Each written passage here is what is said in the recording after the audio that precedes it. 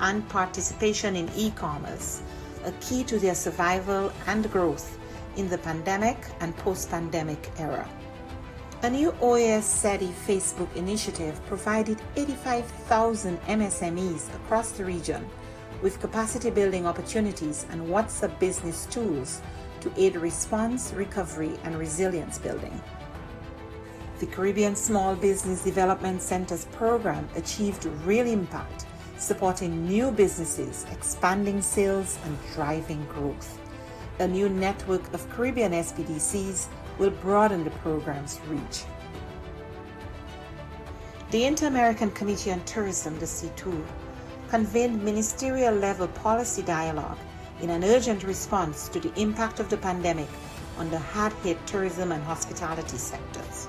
Policymakers and experts discussed biosanitary protocols, travel and visa facilitation, among other critical areas for the sector's recovery. Partnering with the George Washington University and the U.S. Bureau of Indian Affairs, we went ahead with the scheduled first Indigenous Tourism Forum of the Americas, pivoting to a virtual format and convening over 240 participants from indigenous communities, the private sector, and governments. SETI also integrated sustainable development practices in the COVID-19 response. The pandemic is a daily reminder of the links between water, health, sanitation, food security, and nutrition. We ensured the continuity of our water management projects in the Plata Basin and worked with governments and partners in the design of an investment portfolio valued at $90 million. Additionally, the Energy and Climate Partnership of the Americas continued to share relevant best practices and responses to the pandemic on energy and air quality. These few examples indicate our collective impact. We cannot do this alone. It is now more urgent than ever to address the region's structural weaknesses, to recover from the health, economic, and social crises occasioned by the pandemic and prepare for future shocks. It is imperative that we work together as we risk losing recent development gains and seeing millions fall back into poverty. It is time for the region to redirect course and pursue a more sustainable, resilient, and equitable future for all. We are in this together. But the resilience building agenda is too big for any one stakeholder to address acting alone, and simply bringing together stakeholders, whether at the national, subnational, regional, or global level, is not enough. Effective, focused, and sustained coordination among stakeholders is paramount to provide countries with integrated and comprehensive support. The OAS, as a hemispheric forum and honest broker, must continue to facilitate this process while we work with member states towards the attainment of the 2030 Sustainable Development Agenda. Cooperation, collaboration, and partnerships that include all actors strengthen us, enabling us to be more than the sum of our parts. We can and we must work together. The future of our region depends on it.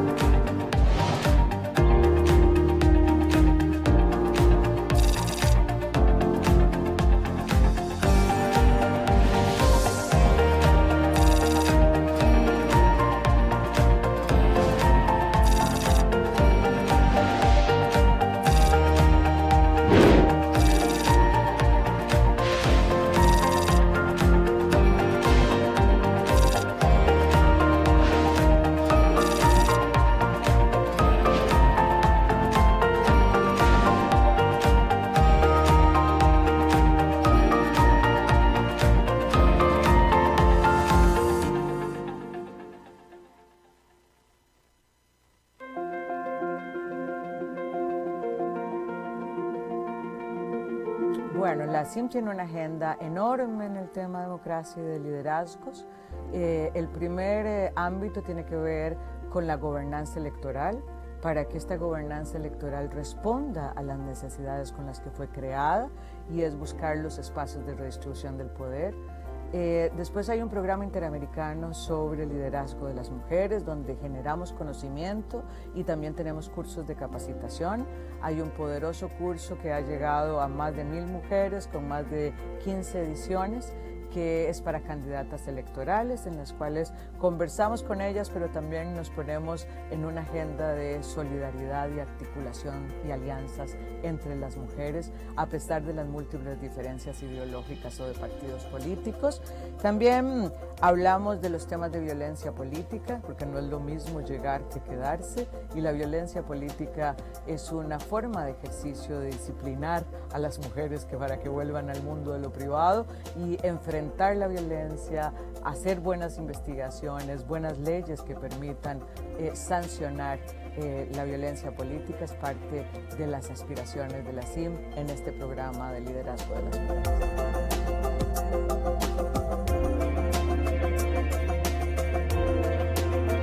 La aspiración histórica de las mujeres es estar en el mundo de lo público, que nuestro trabajo sea remunerado y que tenga un reconocimiento. COVID ha puesto en evidencia una profundización de las brechas existentes para el logro de este objetivo. Estas brechas existentes ahora dan cuenta de que podríamos tener un rezago de más de 2 décadas en el mundo laboral, que el cierre de brechas que se previó que podía tardar 100 años en cerrarse, ahora se habla de 135 años para cerrar la brecha entre los hombres y las mujeres. Entonces, nuestro objetivo es que miren el derecho de las mujeres al empoderamiento económico, que el statement "quédate en casa", que es un viejo conocido del patriarcado, no sea que nos quedemos en casa siempre, y que entendamos que la inserción de la mitad de la población, de este talento humano que tiene una serie de ventajas competitivas, es necesario para el crecimiento económico. De manera que la CIM está colocando esta realidad, está colocando las necesidades de las mujeres y está haciendo unas recomendaciones de rutas para poder cumplir con el derecho al empoderamiento económico y con el crecimiento económico que requieren nuestras empobrecidas economías en tiempos de COVID.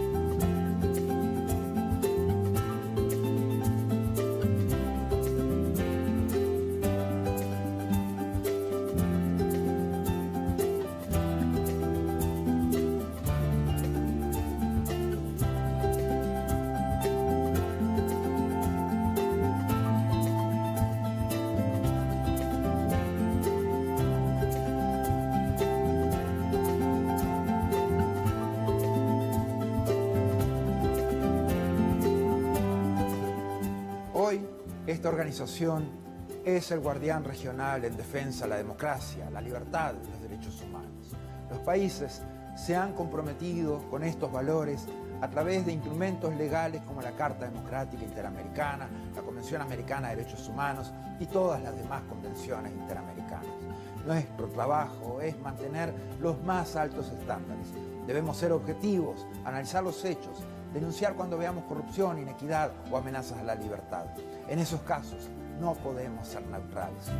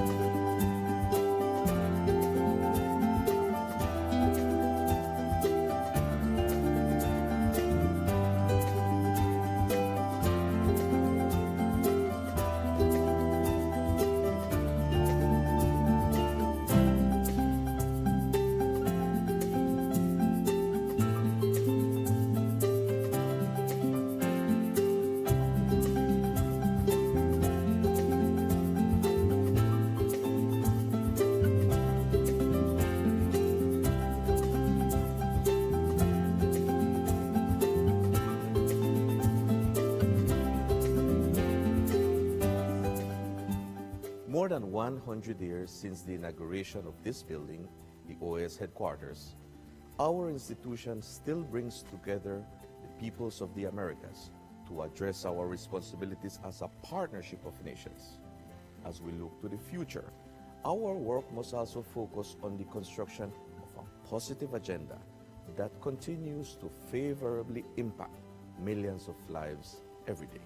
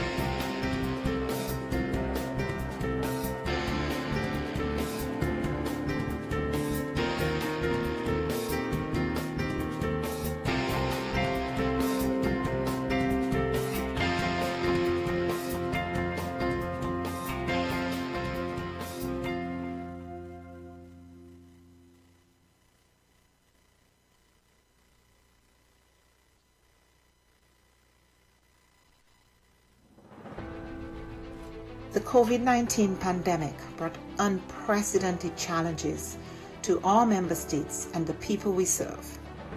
In response, the OAS Secretariat for Integral Development adopted a three-pronged approach by 1. Adjusting our portfolio of existing projects, 2. Exploring new projects to meet emerging needs, and 3. Expanding multi-sectoral partnerships.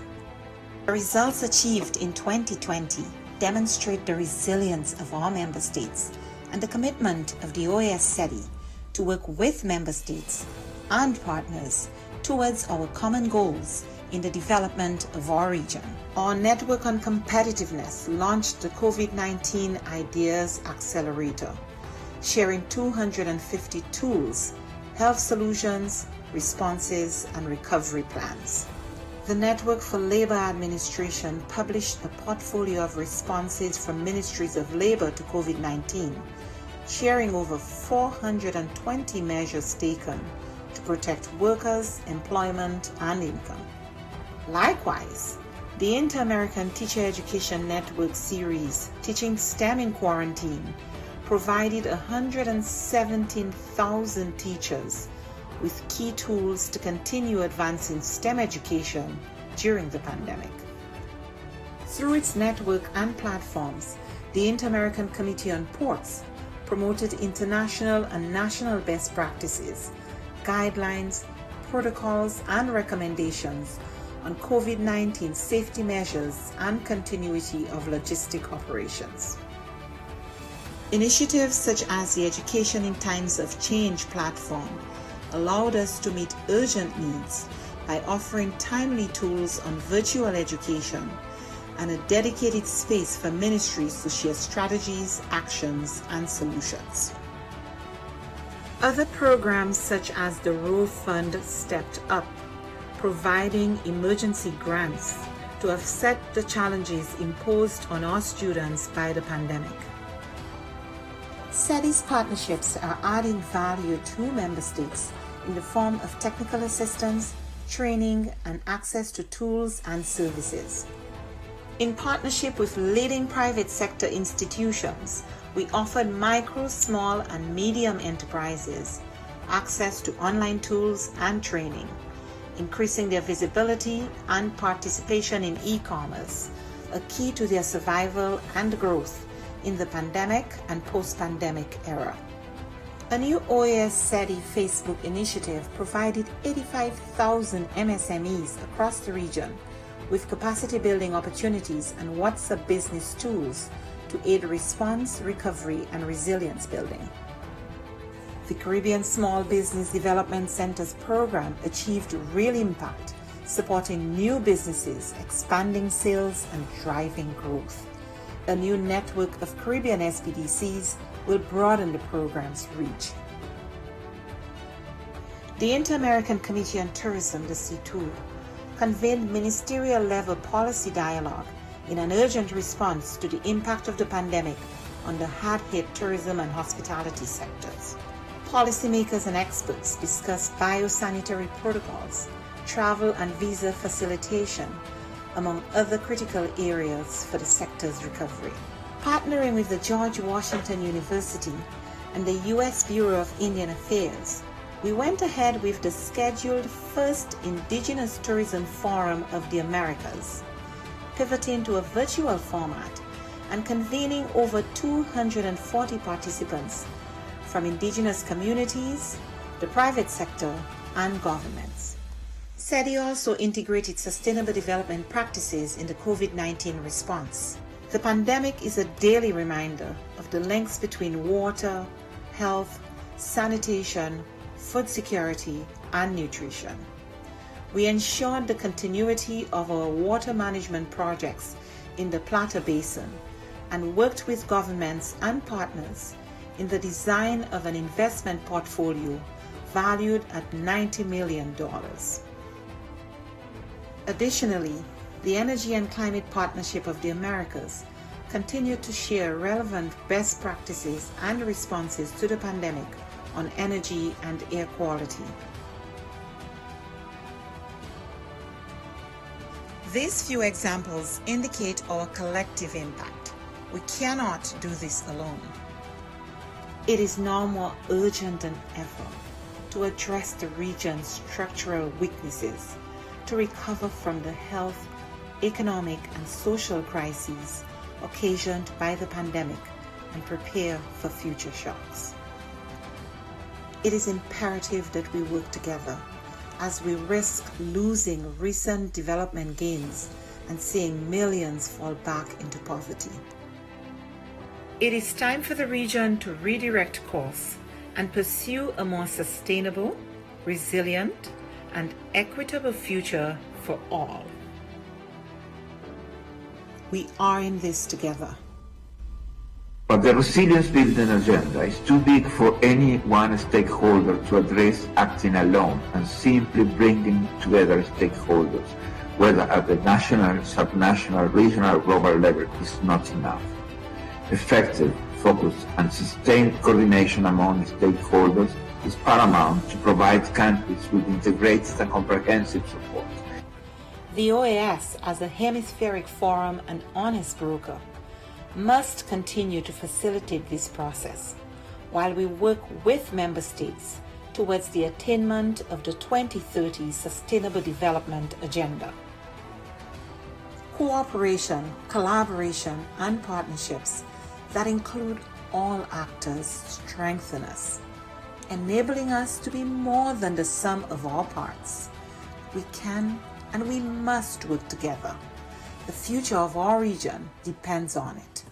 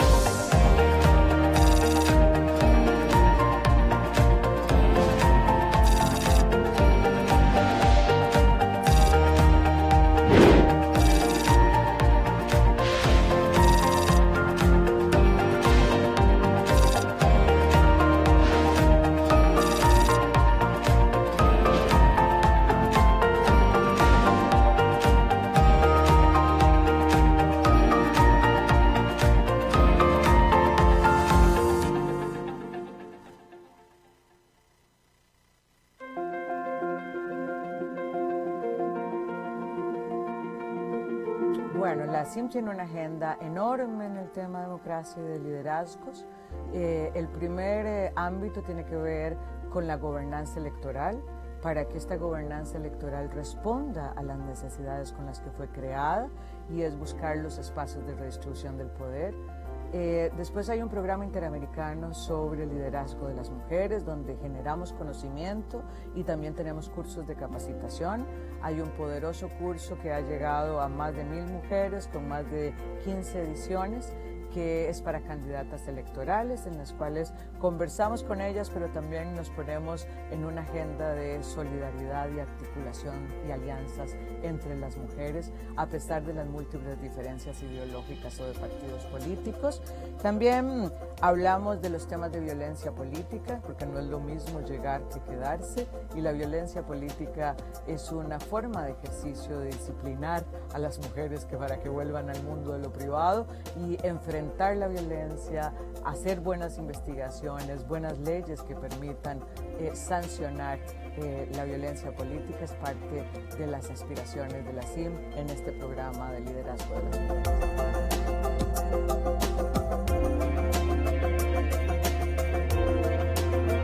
La aspiración histórica de las mujeres es estar en el mundo del público, que nuestro trabajo sea remunerado y que tenga un reconocimiento. COVID ha puesto en evidencia una profundización de las brechas existentes para el logro de este objetivo. Estas brechas existentes ahora dan cuenta de que podríamos tener un rezago de más de 2 décadas en el mundo laboral. Que el cierre de brechas, que se previó que podía tardar 100 años en cerrarse, ahora se habla de 135 años para cerrar la brecha entre los hombres y las mujeres. Entonces nuestro objetivo es que miren el derecho de las mujeres al empoderamiento económico, que el statement "quédate en casa", que es un viejo conocido del patriarcado, no sea que nos quedemos en casa siempre, y que entendamos que la inserción de la mitad de la población, de este talento humano que tiene una serie de ventajas competitivas, es necesario para el crecimiento. De manera que la CIM está colocando esta realidad, está colocando las necesidades de las mujeres y está haciendo unas recomendaciones de rutas para poder cumplir con el derecho al empoderamiento económico y con el crecimiento económico que requieren nuestras empobrecidas economías en tiempos de COVID.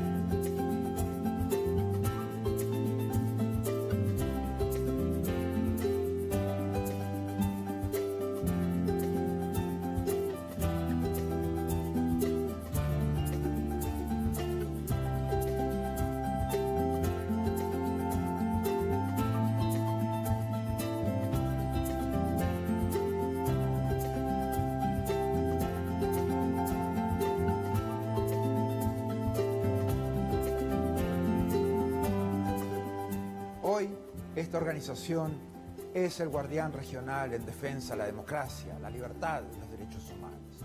Los países se han comprometido con estos valores a través de instrumentos legales como la Carta Democrática Interamericana, la Convención Americana de Derechos Humanos y todas las demás convenciones interamericanas. Nuestro trabajo es mantener los más altos estándares. Debemos ser objetivos, analizar los hechos, denunciar cuando veamos corrupción, inequidad o amenazas a la libertad. En esos casos no podemos ser neutrales.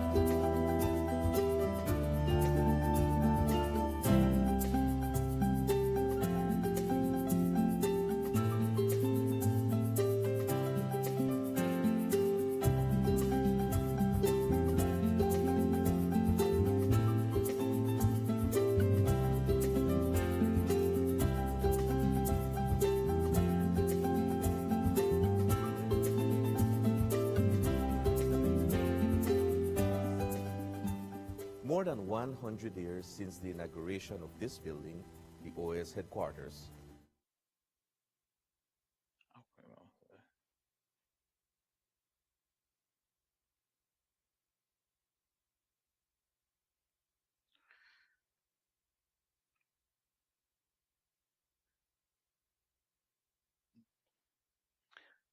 Vamos a dar inicio a la sesión de la tarde de la 37ª reunión de expertos del MESICIC en este es su segundo día.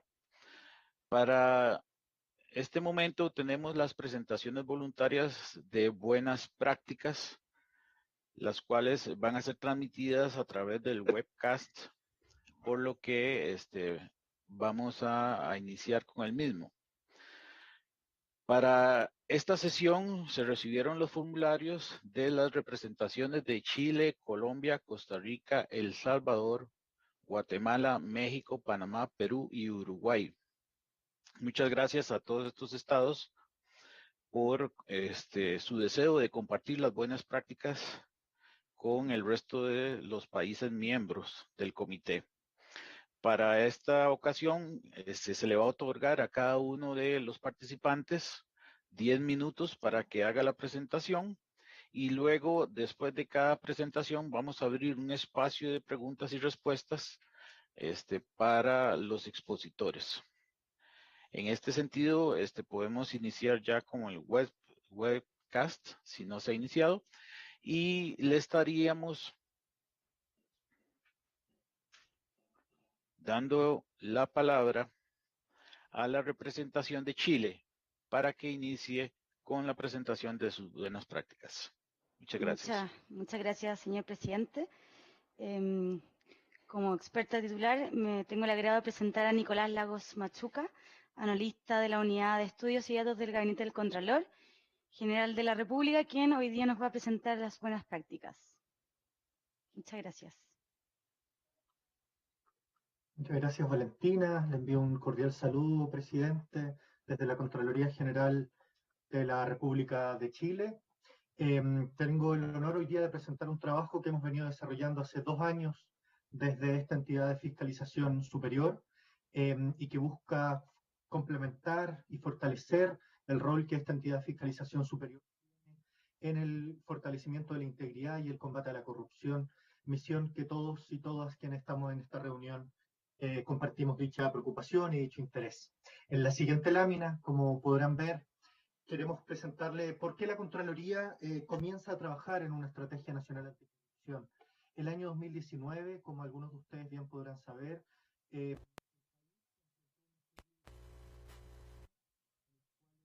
miles de personas salieron a protestar. Thousands of people took to the streets to protest, demanding of the authorities and of public servants,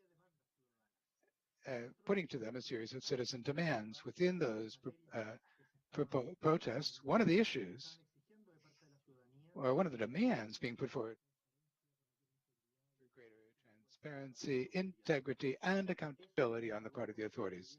This led to a number of internal dialogues where many of the officials in this oversight office thought about how could the Office of the Comptroller General not only recognize that they were part of the problem that was leading people to protest in the streets amidst the social crisis, but at the same time that we could make a contribution to seeking a solution to these citizen demands. That's why we began to work, as reflected in the following slide, on a number of initiatives that led us to create a book for the snapshot of corruption, where we identified a number of good practices internationally, among which, of course, is the Inter-American Convention Against Corruption, which brings us together today, and a number of good practices that have been generated in this platform. We undertook a citizen survey where we found that 85% of those who answered said that the Office of the Comptroller General is the institution responsible for fighting corruption, which was quite a paradox because the Office of the Comptroller General is not the only institution responsible for fighting corruption in the country.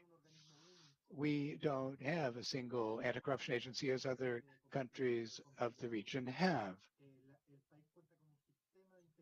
We have an integrity system made up of very significant bodies, such as the Internal Audit Council of the government, which Valentina Charan is representing, the Council for Transparency, the Office of the Attorney General, the Council for Transparency, and other institutions. The Transparency Council undertook a survey, which it shows at the right, asking public servants what's the institution that they trusted in most for fighting corruption in the country. And 65% indicated that it was the Office of the Comptroller General.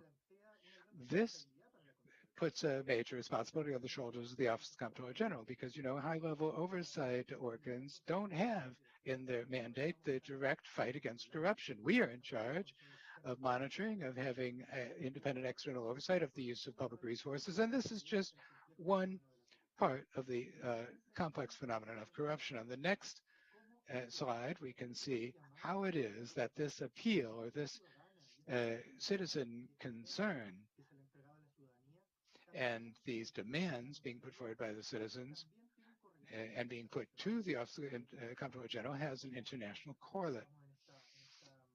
Like I imagine all of us on the platform know that in 2021, a special assembly was held of the UN Convention, in whose Article 5, it states that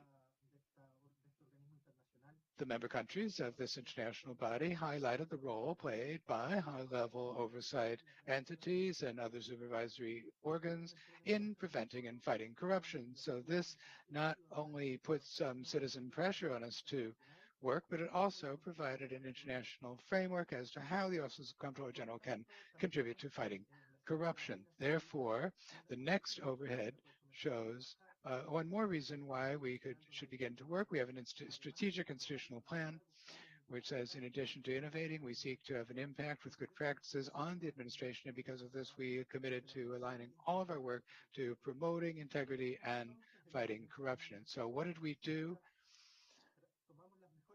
Well, we drew on the best practices internationally in this regard, the recommendations on public integrity of the OECD, which speaks of having coordinated strategies in which the various institutions collaborate,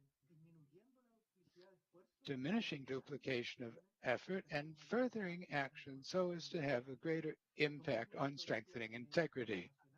We adopted an international methodology that's been promoted by UNODC, and we took this handbook on good practices, which has step-by-step explanations as to how to create a national anti-corruption strategy, and we set out to work.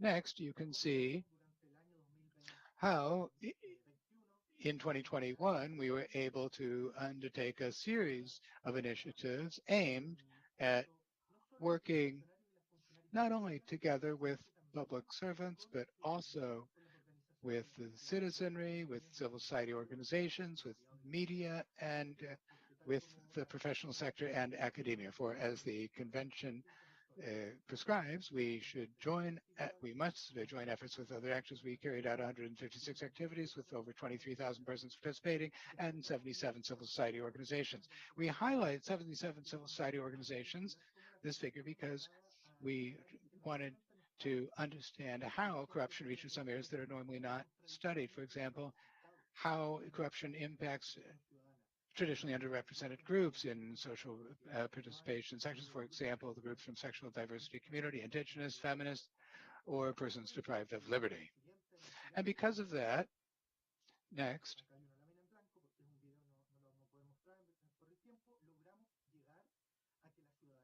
we were able to get citizens, all these 156 dialogues identified 3 paths or 3 tactics for advancing so as to be able to develop or implement this national anti-corruption strategy. The first is a sound administration to make sure that all have access to quality goods and services provided by the state, and therefore where they could The idea being that the administration should be based on integrity, civic respect, and unrestricted respect for human rights. The second pillar of the strategy of the National Anti-Corruption Strategy is protection of public resources to make sure that all public resources are effectively invested where they should go. And third, probity and democracy, to be able to strengthen and understand, well, with probity and democracy, we can consolidate and make sure that the values of democracy are not only experienced in public institutions, but spread throughout society. Next, I'm going to quickly overview these 35 measures that appear as part of the National Anti-Corruption Strategy. The first is sound administration. We have 7 measures that include ensuring a right to good administration for citizens, ensuring exclusivity and performance of public sector work to avoid any conflicts there, greater information, and capacity strengthening in the public sector.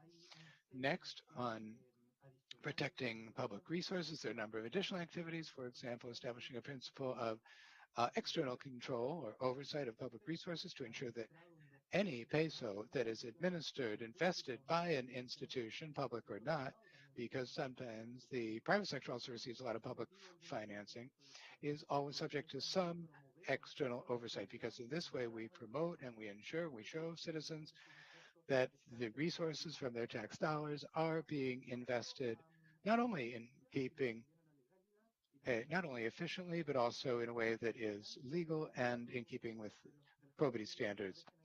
At the end of the measures you see under protection of public resources, there are 4 areas that are particularly sensitive, which are also mentioned in the convention: government procurement, environment, public works, and state enterprises. These are areas that are highly exposed to risks of corruption, as we've identified in our country, and specific actions need to be taken in respect of these. The third pillar under probity and democracy includes a final set of measures, as appears in the next slide. This pillar speaks of the need to strengthen the autonomy of oversight bodies, for example, the Office of the Comptroller General, to ensure a principle of integrity so as to lift the standard of compliance and respect for the principle of good use of public resources and providing citizens services, the services for which they are created, and that such public resources not be allocated to other matters. Interinstitutional coordination, dissemination, and awareness raising, and number 23, probity in prisons, police and security and defense institutions, which have been highly questioned by the citizens in terms of how they use their resources. Finally, I'd like to present Proposal 14, which has a lot to do with the next panel. The system of anti-corruption reports. We're proposing to create a single such system nationwide where anyone could file complaints, moving towards an anonymous one, but also with a gender perspective. Citizens in Chile believe that our country is much more corrupt than previously, and this is a call to attention, and we're convinced that the only way to confront and identify corruption cases is by protecting whistleblowers. Next. Here are some of the results of this intense struggle. Almost 85% of all persons believe that when an authority does not report corruption, they are also committing an act of corruption. When an authority or public official doesn't denounce an act of corruption that they've come to learn of, that too is corruption. 51% say that they have been a victim and or witness, but only 32% lodge reports of such situations. And why do they not lodge reports? Or 37% say, or 47% say because they don't trust the institution to which they would have to lodge the report. Why don't people report? Because of distrust, because they feel that there will be no consequences, because of impunity. And I think that we face this problem in all the countries of the region because the person may have received threats or reprisals, or because they didn't have evidence or witnesses. All of these reasons are to some extent in the hands of those of us who work in the public sector and work on anti-corruption matters. And that is part of why we have come up with this national anti-corruption strategy. This is our proposal on this issue. We promote the formation of a system of reporting with a gender perspective that is capable of taking stock of the motives and the obstacles faced by women, mainly by women, as a tool for detecting irregularities in the private and public sector by a system for whistleblower protection with high standards. And the more reports, the better. The creation of a single bank of reports, of anti-corruption reports, both public and private, where all of the anti-corruption institutions can have access, and also amending our criminal code to make it possible to receive anonymous complaints at the Office of the Public Prosecutor and the police. With that, I conclude my presentation. We're now moving forward with a work plan for 2022 that makes it possible to put each of these 25 measures into practice. And what we're doing is strengthening the Office of the Comptroller General as an autonomous high-level oversight body, as a platform where the various anti-corruption institutions can work together in coordinated efforts to implement public policies to fight corruption that have an impact and that translate into a reduced perception of corruption and bolstered public trust for the way we work. With that, I conclude my report. I'd like to thank the Office of the Comptroller General of Chile and the person of Nicolas Lagos for making this presentation on the National Anti-Corruption Strategy. It's very important to have given us an idea of corruption and how best to go about it, fighting it. And of course, all public sector institutions need to seek integrity and probity in all of their activities. Also, let's not set aside the single complaints system or single report system, because that's very important, which is because the population will know where to turn to. If we have many systems, then that just creates confusion. And sometimes isn't as productive as we'd like. Right now, let's open it up for questions. In case any representative or any of those listening would like to put a question to the representative of Chile.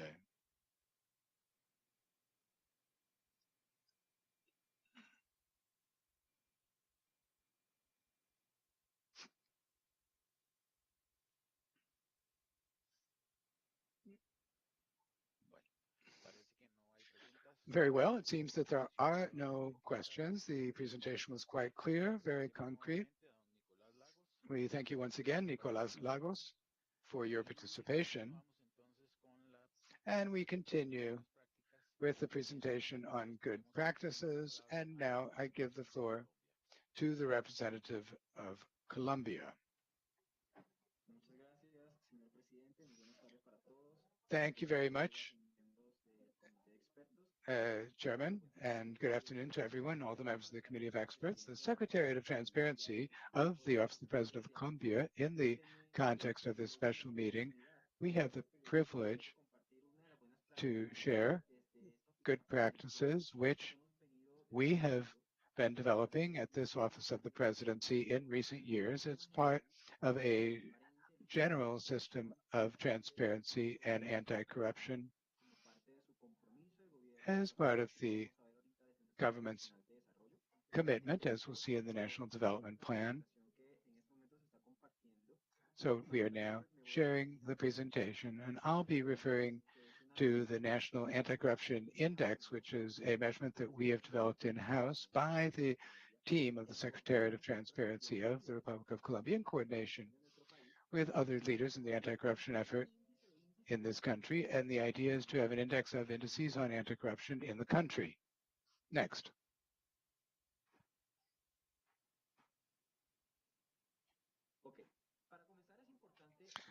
To begin, it's important to give you some background. In this regard, I'd like to explain that this index has emerged from a commitment set out in the National Development Plan 2018-2022, Pact for Colombia, Pact for Equity. There's a chapter on zero corruption in public servants. The national government introduced in this development plan this commitment as well as others, as we can see on the slide. It says that the Transparency Secretariat will lead the effort to strengthen the Transparency Observatory, which is an area of work that I coordinate here in this presidential office, mindful of the best international practices recommendations to establish objective measurements. And that is where the need came about, to have measurements that would allow us, first of all, to harmonize this mosaic of missions that we have identified exist in Colombia in respect of transparency, accountability, citizen participation, integrity, and procurement. But they've been talking past one another and not allowing the public entities to have a holistic view as to how functional capacities stand in terms of the anti-corruption effort. Based on this presidential commitment of the general system for fighting corruption, which over the last 4 years the national government has consolidated, and it has three main parts. One is a web platform for the interoperability of data. There's also an interinstitutional network of transparency officials who in all of the national and subnational entities in the country are in charge of anti-corruption efforts within these. And number three, as the third part of that major system, the National Anti-Corruption Index, the aim being to enable the agencies to identify where are the strengths and weaknesses for establishing and making informed decisions, but also timely ones so as to prevent acts of corruption. Next, please.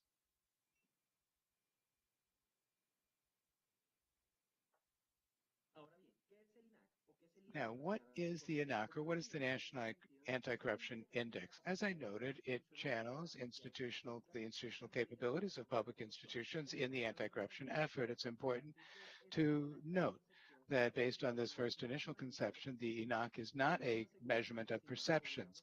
A second essential characteristic of the National Anti-Corruption Index is that it's not a new form that agencies need to fill out for us to be able to for them to fill out so that we can have an overview of the institutional capabilities. And also,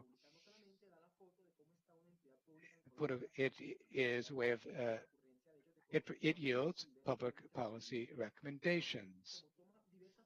It draws on different sources of information which turn it into an index of indices based on official data, allowing us to provide roadmaps, some public policy indications. And then it's the presidential secretariat, which in coordination with other entities in the country, provides technical assistance to achieve these recommendations, and so that these recommendations as applied can produce an improvement in measurements both for our National Anti-Corruption Index and for the various institutions that feed this index.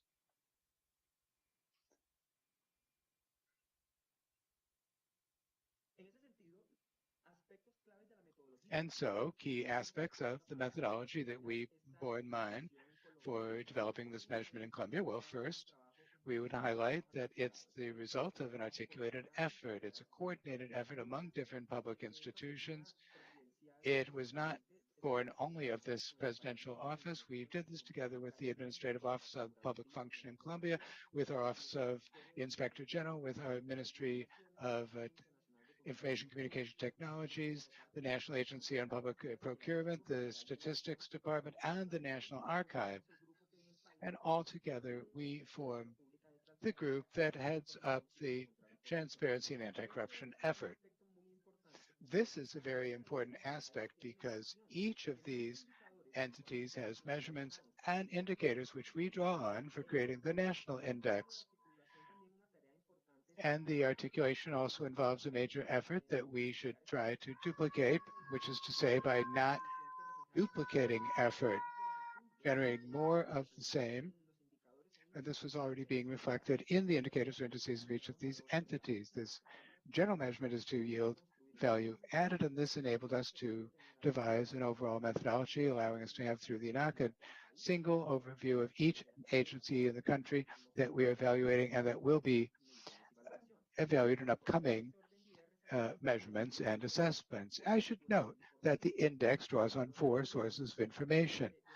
In Colombia, specifically, we have 4 major measurements of transparency. The index of institutional performance, which measures the 17 policies on in this area in Colombia, the Transparency and Access to Information Index, which is a tool used by the Office of the Inspector General as the guarantor body of the law on transparency and access to information to gauge compliance with the law. The Integrity Index, which is also a measurement of our Office of Inspector General, where one can review compliance in various areas by the public agencies in the country and the levels of risk.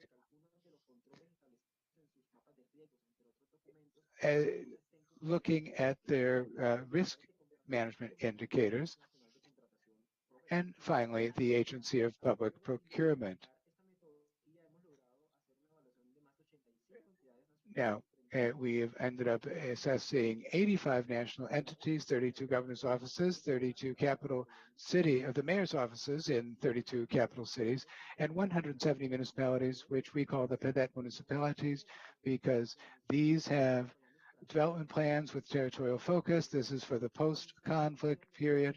And these are areas where there are major peace building efforts. They're areas where the armed conflict hit hardest in Colombia. There were some very important actions in the context of the conflict, which impacted the strengthening of institutional capabilities. And here we want to identify or apply rather this methodology and figure out where we can begin to work with each of these territorial entities. And of course, rating scales are devised to be able to say this is at an optimal level or in terms of anti-corruption policies or moderate, middle, or low. And this also allows us to prioritize technical assistance nationally. Of course, all of the institutional all the institutional offer of the government in this area. Next.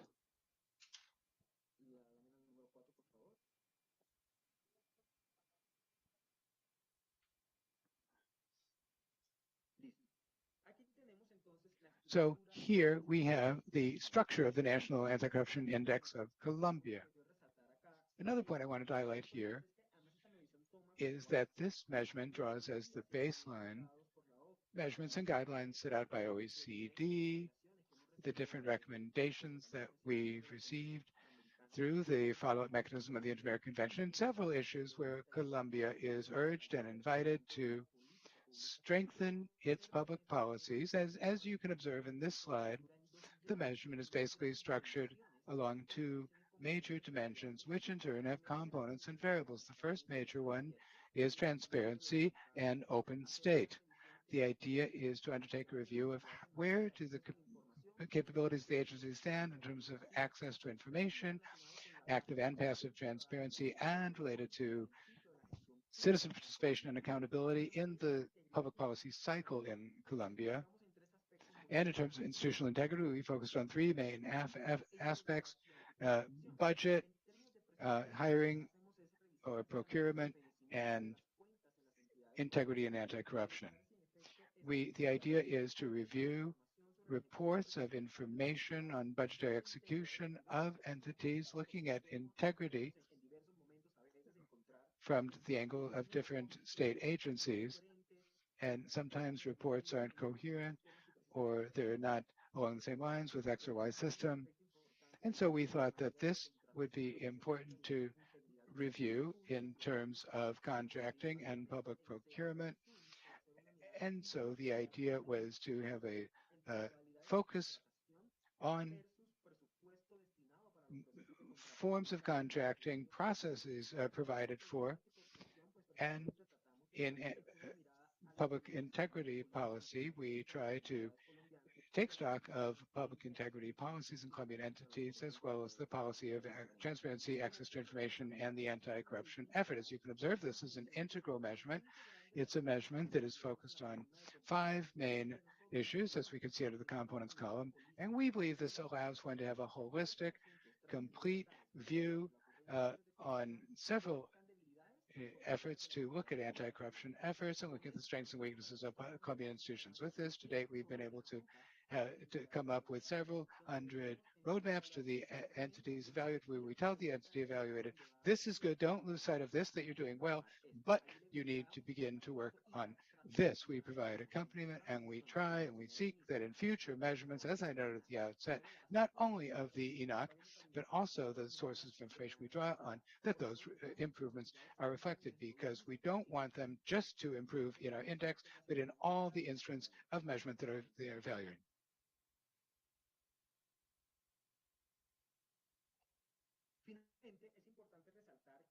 It's important to highlight that this allows government agencies to have a toolkit for public consultations, and it's exclusively focused on agencies, government agencies with open data, and any citizens can also access this information.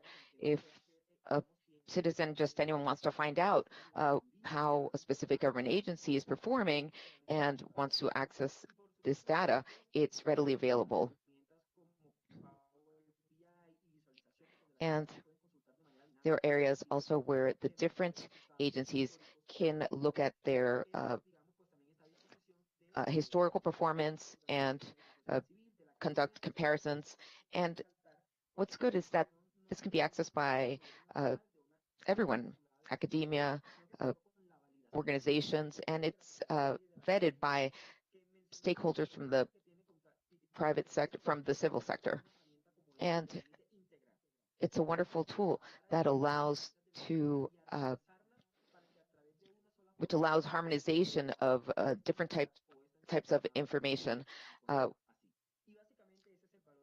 and it houses thus it houses a very valuable information. And we wanted to show this to the committee of experts because we think it is definitely invaluable, and many of the needs in Colombia have to do with measuring and the need for measuring mechanisms or metrics.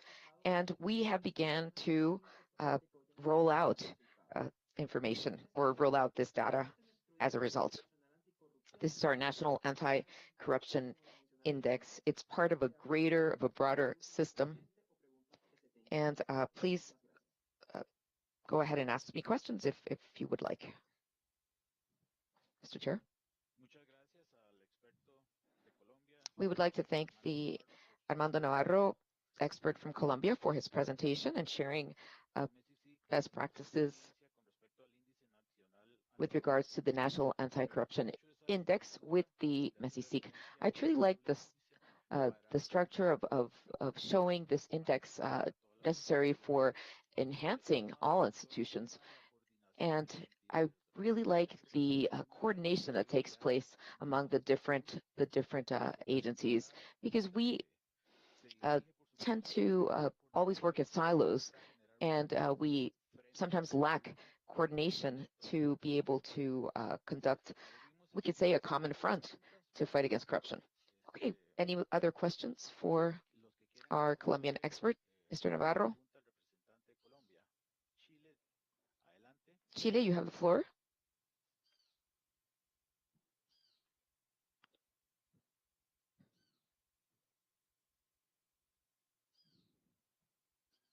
Muchas gracias, presidente. Thank you, Chair. I'd like to congratulate Armando for his excellent presentation. It's truly interesting to learn that these indexes or indicators facilitate management of public policies and help us with our reporting commitments, and we do congratulate you. So what impact has this had, for example, among political representatives? Because the risk of these indexes many times become a ranking, and nobody ever wants to be the last one that's in the ranking. And the ranking many times is used, it can be used in good faith or not. It can be used for electoral, for during elections. They could be used negatively. So that's one question. And when you consider this ranking, the experience, well, that Chile has had, not precisely with this type of toolkit, but what we do is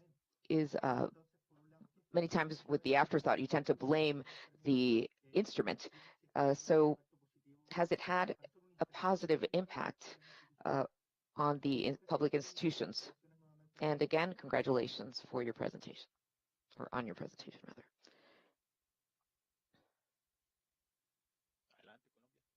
Colombia. Thank you, Mr. Chair. And Nicolas, thank you for your kind words and your question. Okay, it's truly an important question that you ask, because we considered all of those aspects when we created this interinstitutional tool. We know that different stakeholders, political stakeholders, the civil sector, academia, once they have access to this type of measuring tool, they're going to try to find who are the best and establish a sort of comparative. So one of the maxims that we had, or objectives, is that we did not want to focus on a rank or ranking, because we are public agencies. We're part of the presidential office, and we assess them. So, of course, if a citizen enters the platform on the portal and just tries to access the data, they can. But we just let the citizen, the researcher, the journalist to go ahead and do the ranking. We do not provide that. And that way we can see where we are lagging behind with regards to our policies, where we have our strengths. So we use it as a learning tool. And we definitely try to look at the positive side for academia, for the civil sector, for them to understand the index. Not, well, mitigate. Well, we know that there are going to be individuals that do not act in good faith, but we try to avoid reaching a point where we would have to deal with negative circumstances that you're mentioning. So we use it as an observatory for anti-corruption in Colombia, and it allows us to include stakeholders to validate the measurements, which is always important. So we have recognized vetters, and this gives the tool more credibility. Well, the impact with regards to results, has it led to improvements among the agencies? Well, we've seen improvements in the source of information. So the roadmap and recommendations and support that is given to public agencies as a result of these resorts do garner good results. And we have some experience showing that ENOC has in fact been very beneficial in the since it was devised. Thank you once again, Colombia. And Dr. Navarro will now continue with presentations on best practices, voluntary presentations, and we're going to give the floor to Costa Rica so they can present their experience. Good afternoon. Great pleasure to be able to introduce Armando Lopez Baltodano. He heads the he's at the Attorney General's office in Costa Rica working in the public ethics branch of that office. And he's going to share best practices having to do with prevention and fighting corruption in Costa Rica as it pertains to public office or public servants. Thank you. Thank you so much. And we're very happy to be present at this meeting. What brings us here is our interest in shedding light on a complementary effort to the national anti-corruption strategy presented in the prior session. Let me just provide some background. And as our slide shows, we can see that the public ethics branch of the General Attorney's Office, Attorney General's Office, was created in 2002, so formally.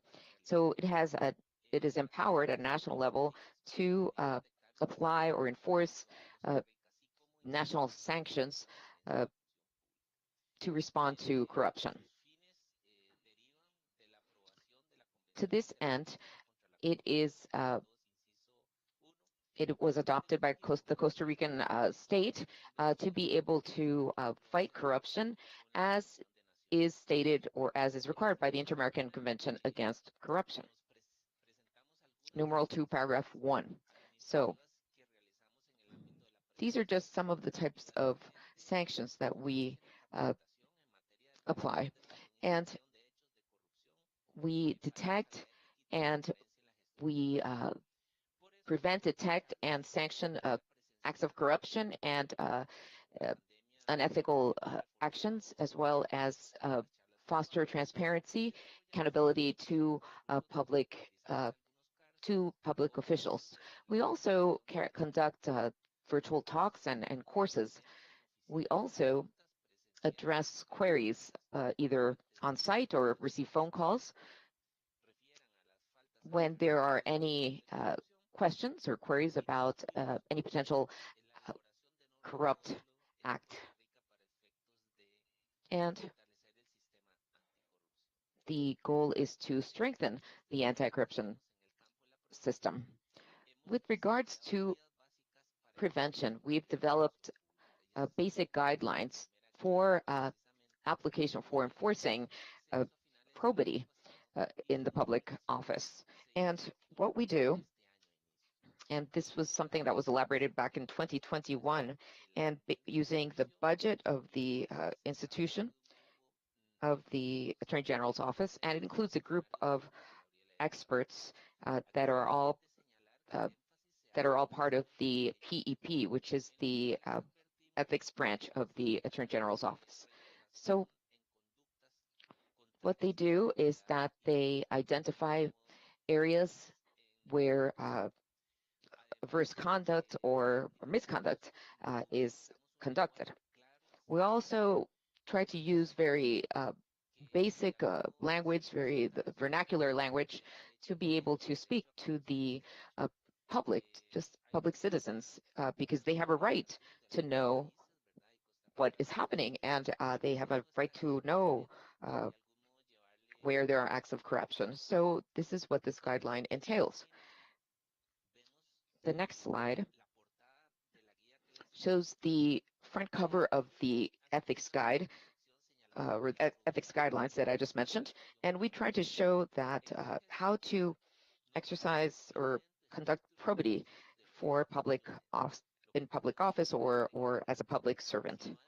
And we're speaking here about not only attaining or being enforcing the law, but conducting or being ethical in our actions. So these are some of the topics that the guide addresses. We refer to probity, which has to do with public servants, public administration, probity per se, and clearly identifying the concept and scope of corruption. The other issue has to do with conflicts of interest and the concept as defined by the OECD, conflicts of interest and the need to abstain. And the third issue has to do with gifts. Gifts are completely forbidden in Costa Rica. Any gifts or rewards, with two caveats that's clearly established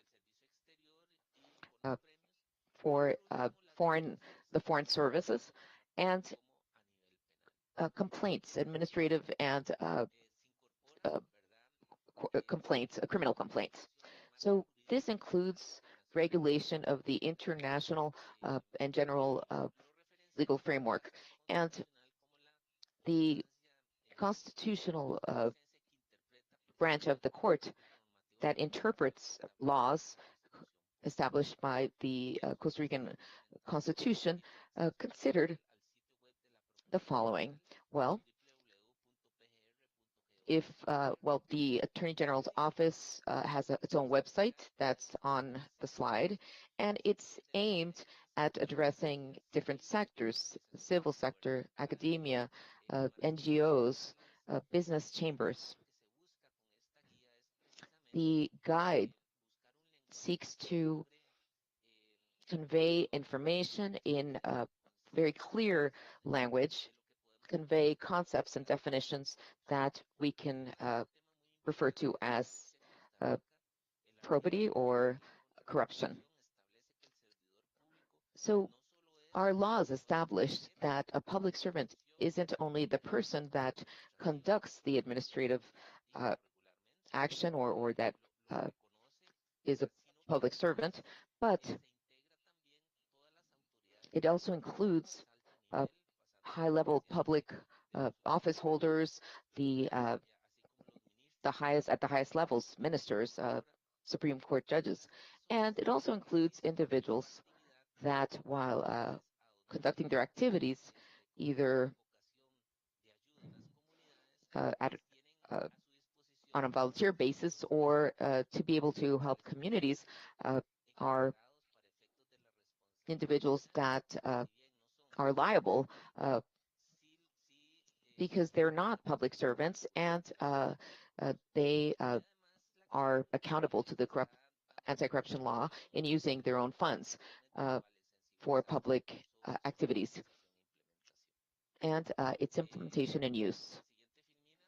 The next slide shows that, well, the result, the use of this very simple, clear language has made the elimination of legalese terms has made it easier for the government in general, all public servants, and just the population in general to better understand their rights and obligations within their role as public servants.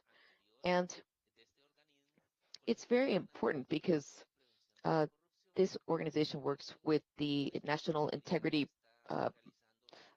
Protection Office and an OECD OECD analysis being conducted in Costa Rica on corruption as well. So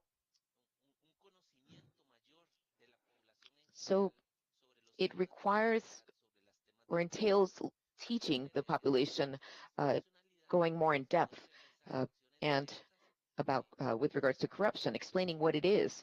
And the idea is to protect citizens as well as different government sectors who need to understand, or which need to understand what they can and can't do. There is a guideline that's going to be more specific, and it's a second updated version, which refers to how to handle conflicts of interest. And this year, we're also planning to elaborate, well, in the midterm, aspects having to do with probity, transparency for public servants, and passive and active transparency, and link probity with what is lawful, principles to take into account. So please feel free to reach out to us, and we will be happy to give you a copy of the guide, or you can access it on our website. Thank you, Costa Rica, for your presentation. Mr. Armando Lopez Baltodano, and he is coordinator of the Public Ethics branch of the Attorney General's office. So the use of clear and simple language is many times overlooked. Many times we want to be too ornate, too eloquent, and we lose something when in the communication, especially when something is written. And it's very important to consider, or for public servants to understand what is right, what is not, and just constantly update him or herself to reinforce values and to deter them from taking part in acts of corruption. Questions? Any questions? I see a hand raised, but it's Deborah Halford. She's one of the attendees. You can go ahead and ask your question. Does she have access to being able to ask questions? Is it possible? Technical Secretariat, if you could help me with that. Okay, we're promoting her as a panelist so she can ask her question. Thank you.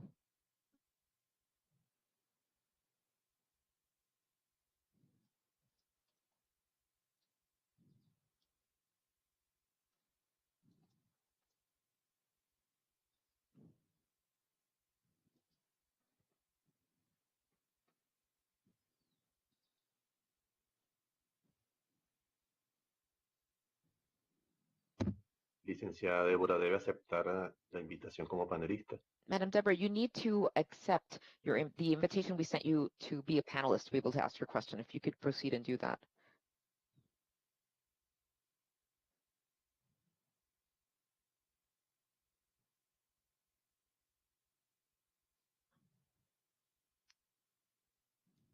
Debería aparecer una notificación en la esquina. You'll see a notification on the upper side of your screen, upper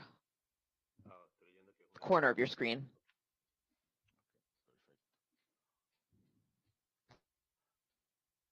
Okay. Bueno. Parece que no hay preguntas. Okay, so there seems that the question no longer stands. We're going to thank Mr. Lopez, representative of Costa Rica, for his presentation. And now we'll continue with El Salvador's presentation.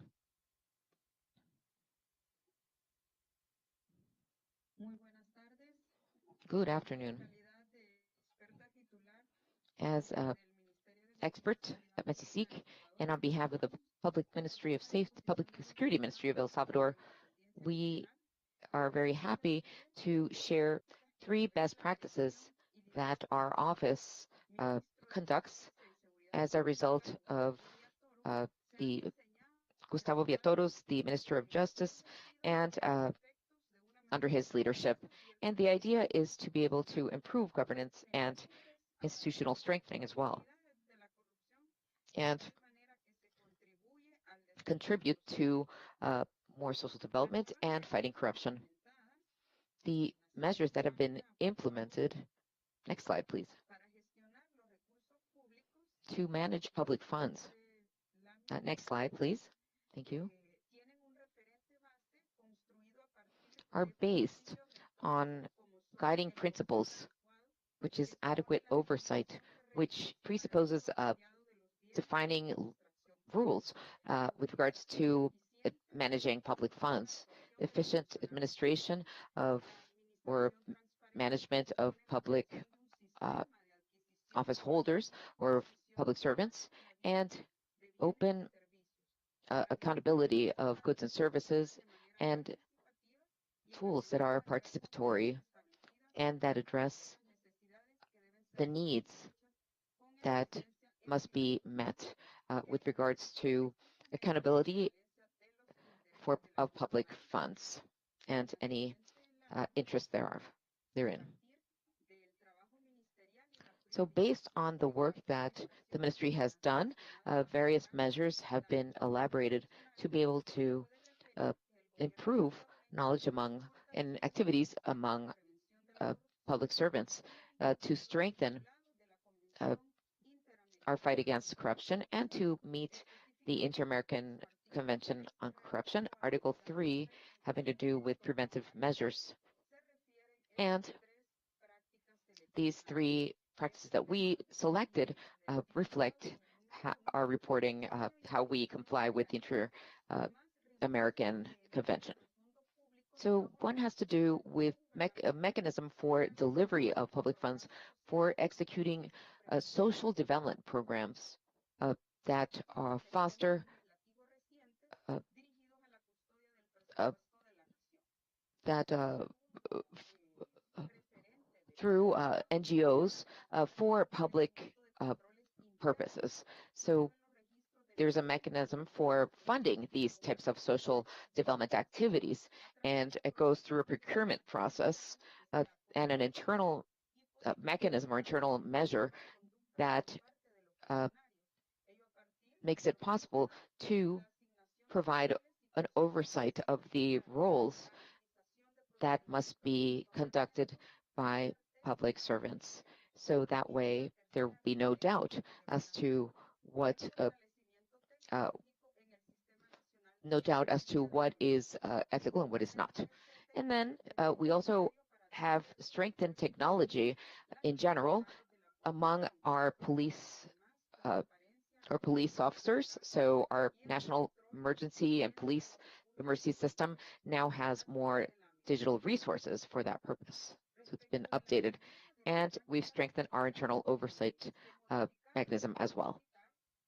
So I'll explain this further. So now there are different irregularities having to do with funds and associations that are non-for-profit now have to adhere to a process, and that way the public funds that are used will be traced, and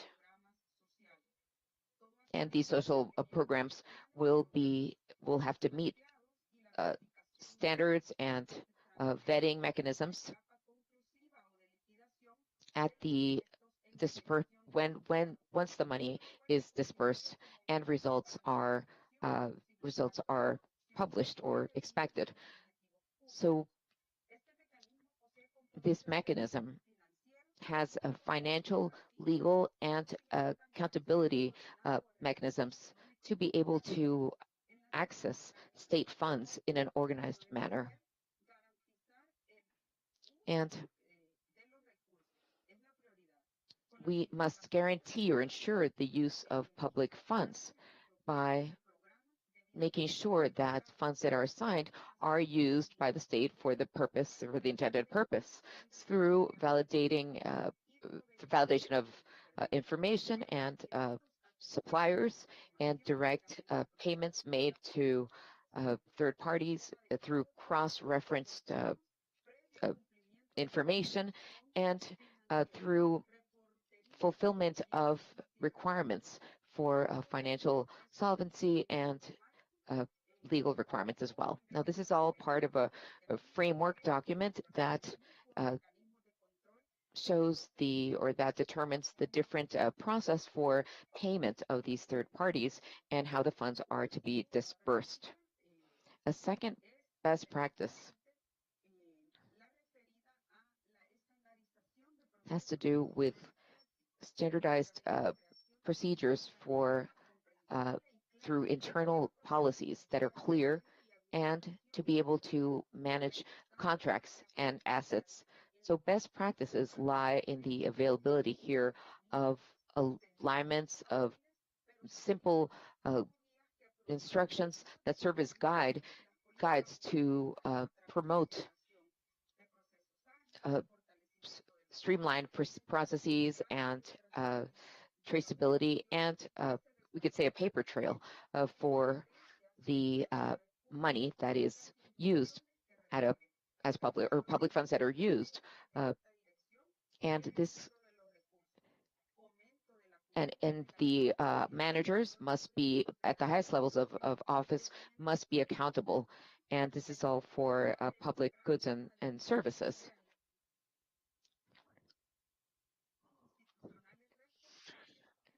Implementation involves interviews with those in charge of the process, ensuring the active participation of the institution. There also need to be practical workshops to make sure that the provisions referenced are properly understood, the different responsibilities, different actors that are to be identified, as well as the use of available resources, but both personal, human and material, in the areas most important is to improve administration to have savings in public spending. Next, please. The results can be characterized immediately because one has up-to-date financial statements registering a property that is useful for the institution, improved execution of contracts or performance of contracts by proper follow-up, and improving compliance with laws. Next, please. The third practice related to the incorporation of information communication technologies, but in the context of implementing the policy of state modernization and reducing space of corruption, that practice has been developed with the design and construction of a system whose virtues include real-time receipt of the information, consultation, and availability of this information by the operational areas, and ensuring that the police forces have personnel with better capabilities so as to better handle cases reported. Why is computerization so important? Because it mitigates human error and discretion, which may lead to decision-making without objective criteria. It also establishes the relationship of institutional trust, which in the culture of the Salvadoran public administration has been weakened. It carries out cybersecurity actions as well as actions to ensure the security of information. It transforms the police force, and it allows for early response to the benefit of citizens, but it also reports data in real time.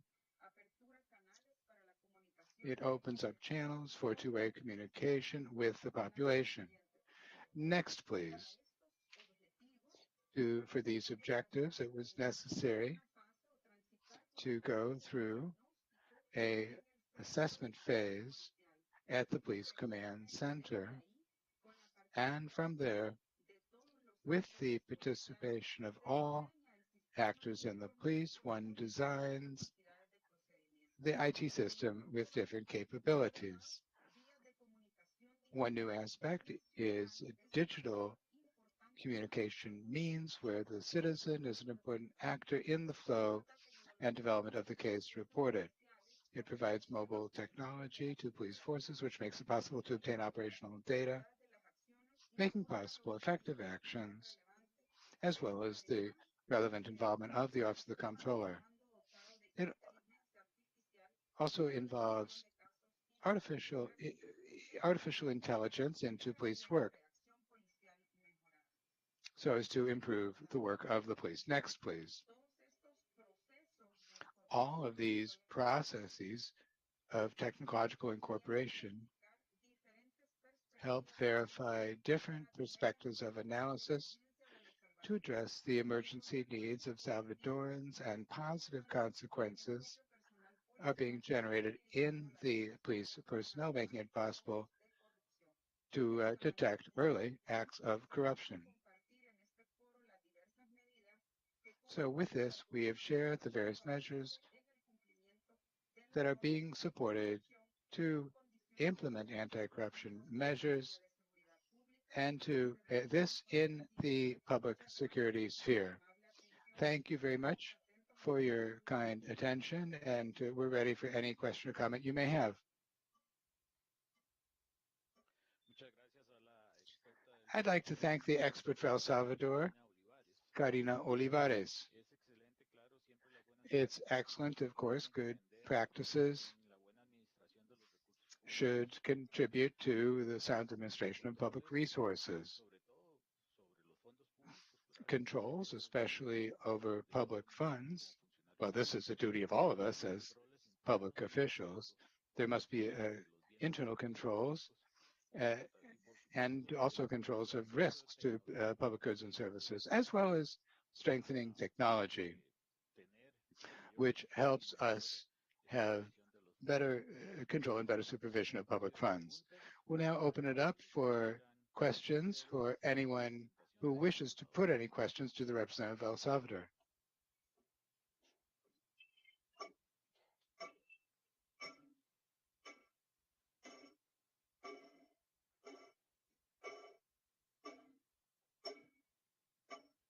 Parece que no hay preguntas, todo quedó muy claro. It seems that there are no questions. It's all crystal clear. Once again, I'd like to thank Karina Olivares. And with that, we would continue.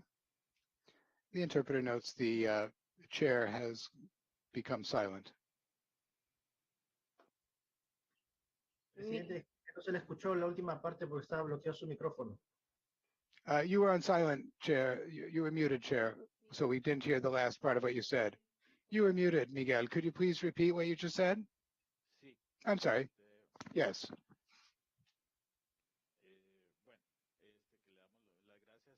Well, that we thank the representative for El Salvador, Karina Olivares, for her presentation on good practices and internal controls and control of risks that should occur or should be very much present in the administration of public resources. As there are no questions, we'll now give the representative of Guatemala an opportunity to make Guatemala's presentation on best practices. Thank you very much, Chair, ladies and gentlemen, members of the Committee of Experts, members of the Technical Secretariat of MESI. I am grateful to the Secretariat, and I congratulate the Secretariat for the excellent organization for this meeting. Represents the work of many weeks and internal coordination, allowing us to present what we have come up with as a country. It's a pleasure to share the good practices that we have developed in Guatemala as part of the commitment that the country has taken on in respect to the follow-up mechanism.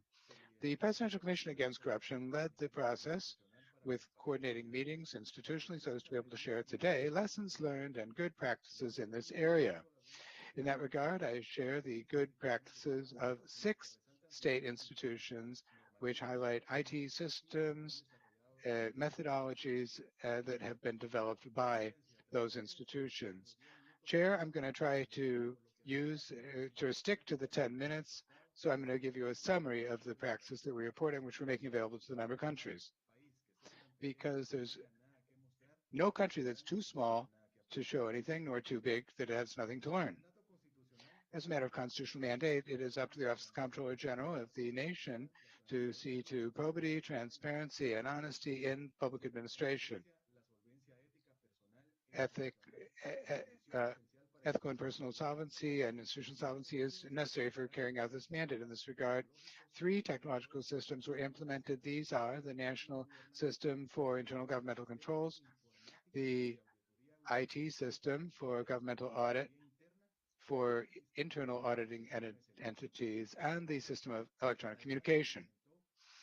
Also implemented was the program Sowing Seeds of Transparency, which, through a partnership with the Ministry of Education, seeks to address public ethics, moral principles, and values that contribute to the formation of the citizen of tomorrow.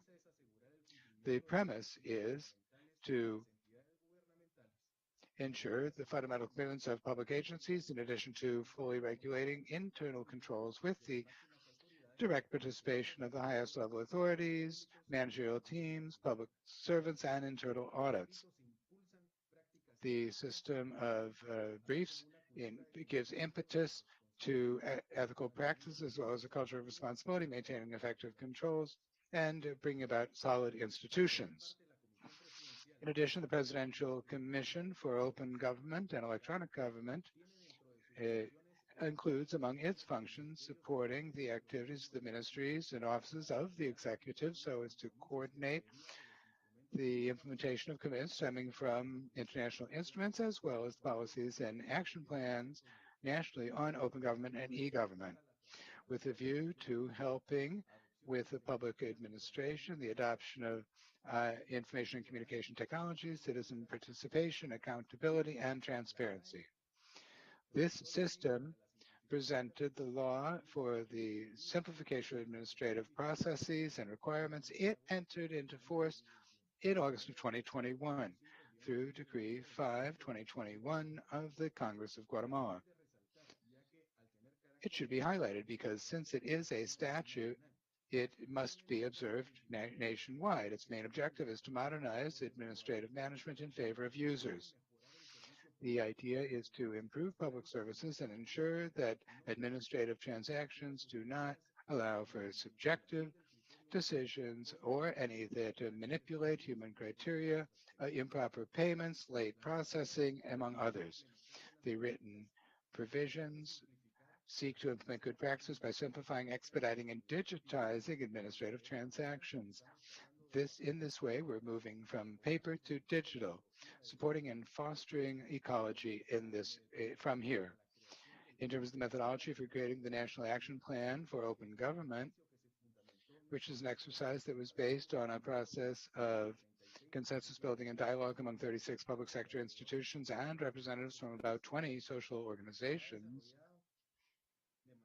Well, it has been developed such that within the commitment assumed to open government partnership, well, it should be guided by international actions to strengthen transparency and citizen participation, limited to the participation of the state and international initiatives that pursue that aim. For its part, the judiciary which carries out judicial functions, is in charge of imparting justice that's in keeping with the Constitution of Guatemala and the values of the country's legal system.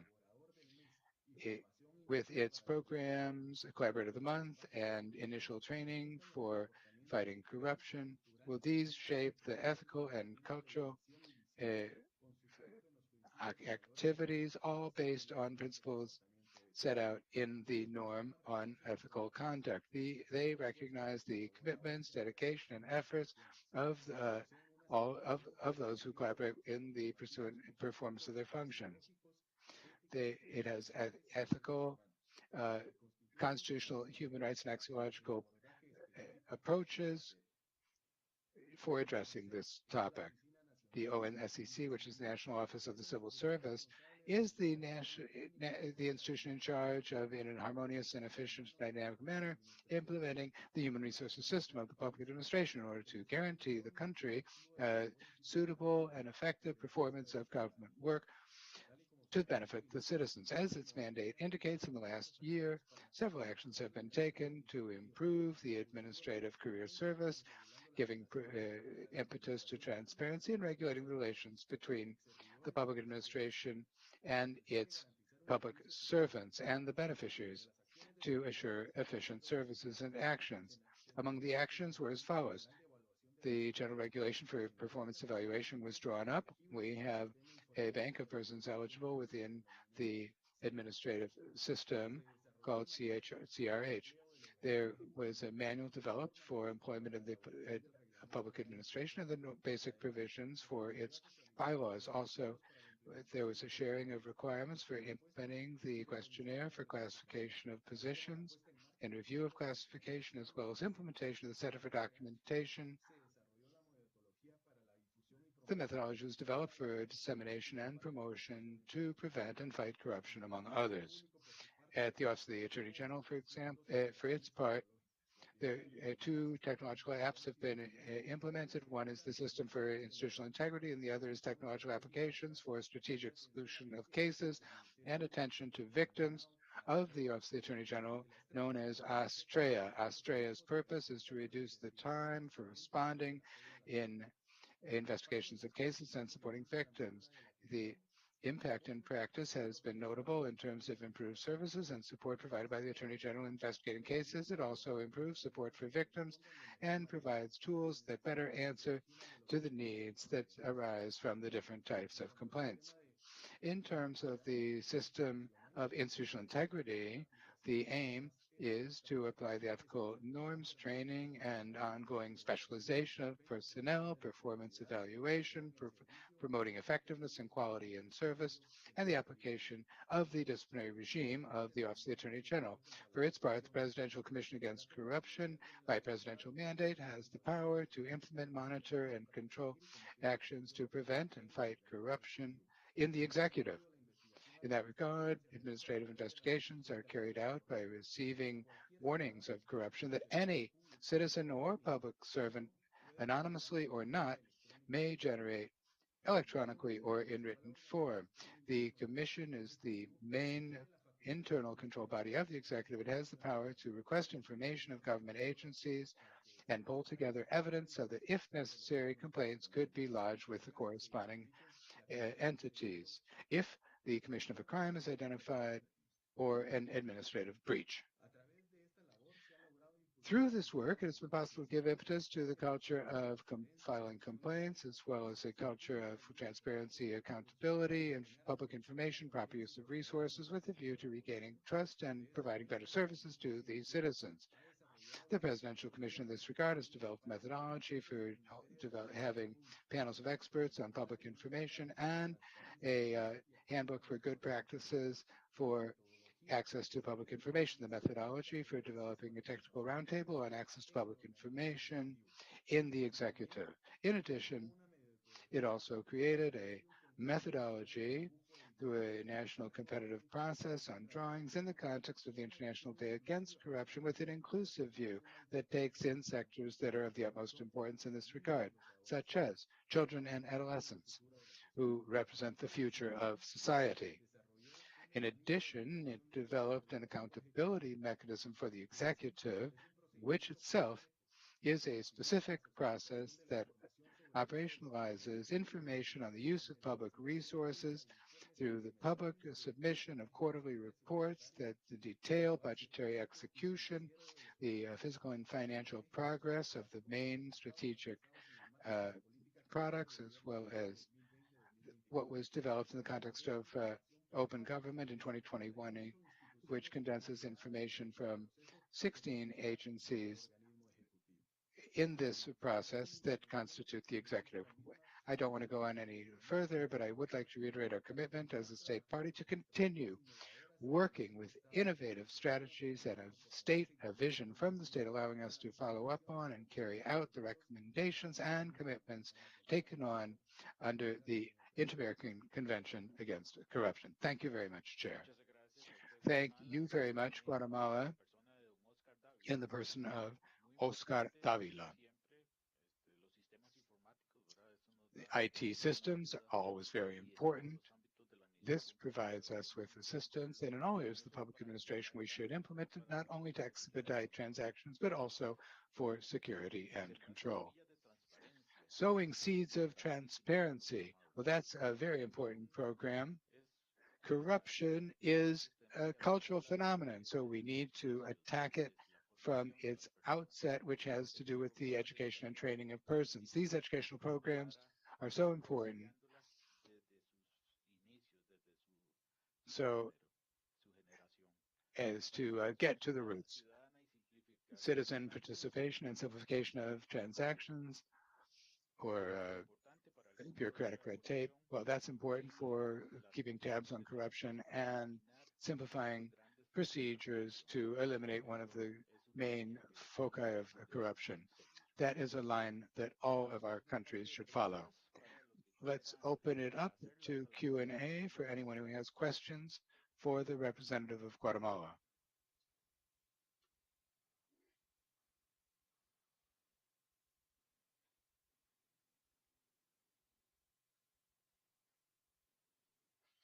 Parece que no hay preguntas, entonces It seems that there are no questions, so I reiterate words of gratitude to Guatemala in the person of expert Oscar Davila. And so we would now continue with the good practices from Mexico. Mexico, you have the floor. Thank you very much. Good afternoon. Thank you for the opportunity to be able to share these good practices with you. And if you could help me out with the presentation, please, I would appreciate it.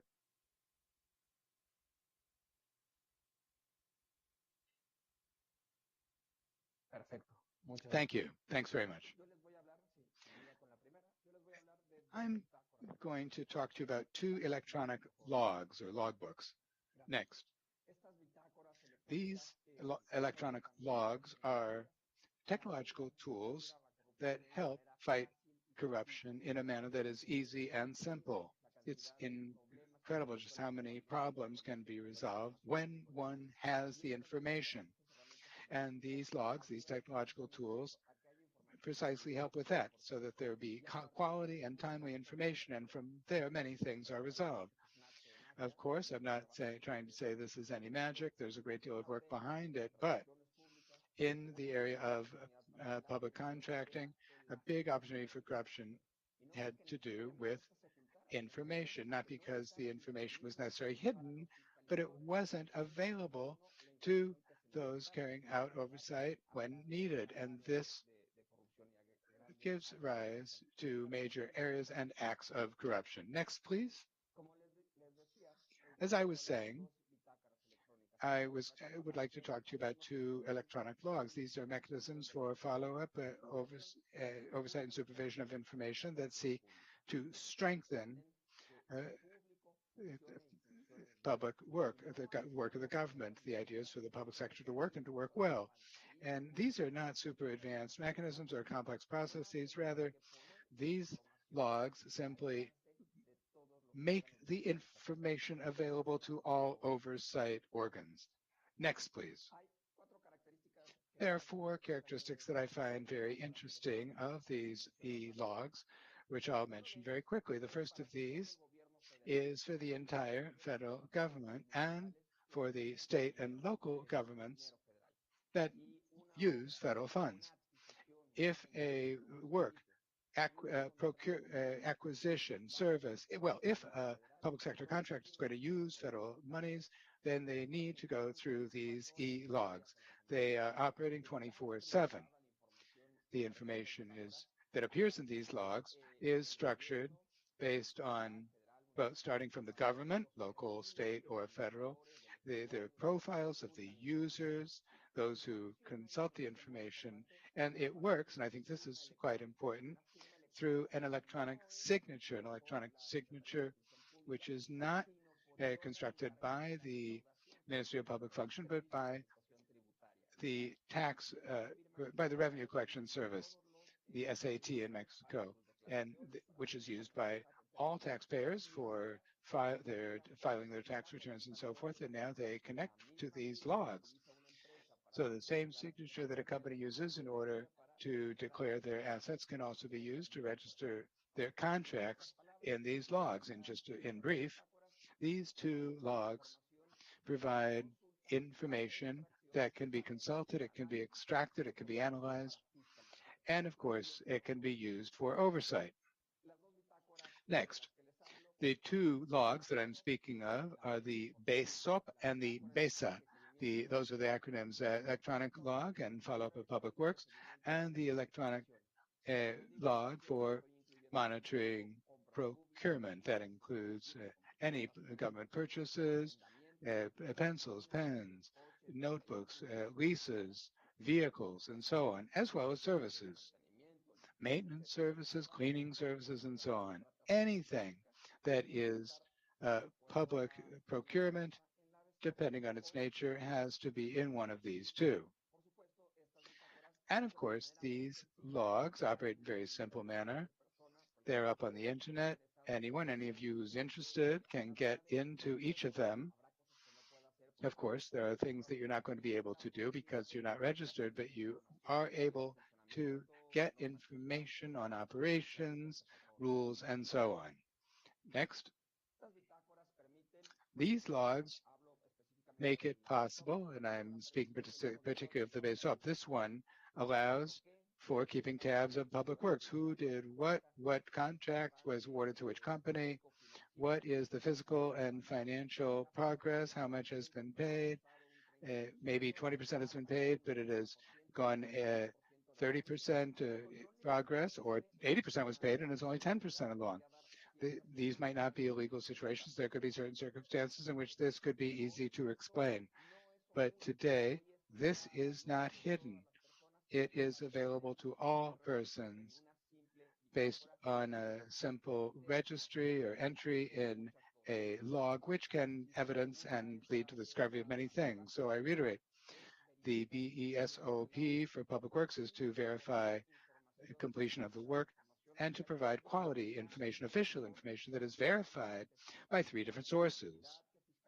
The entity that carries out the supervision, the one that carries out the contract, and the private sector actor who is carrying out the work. Next.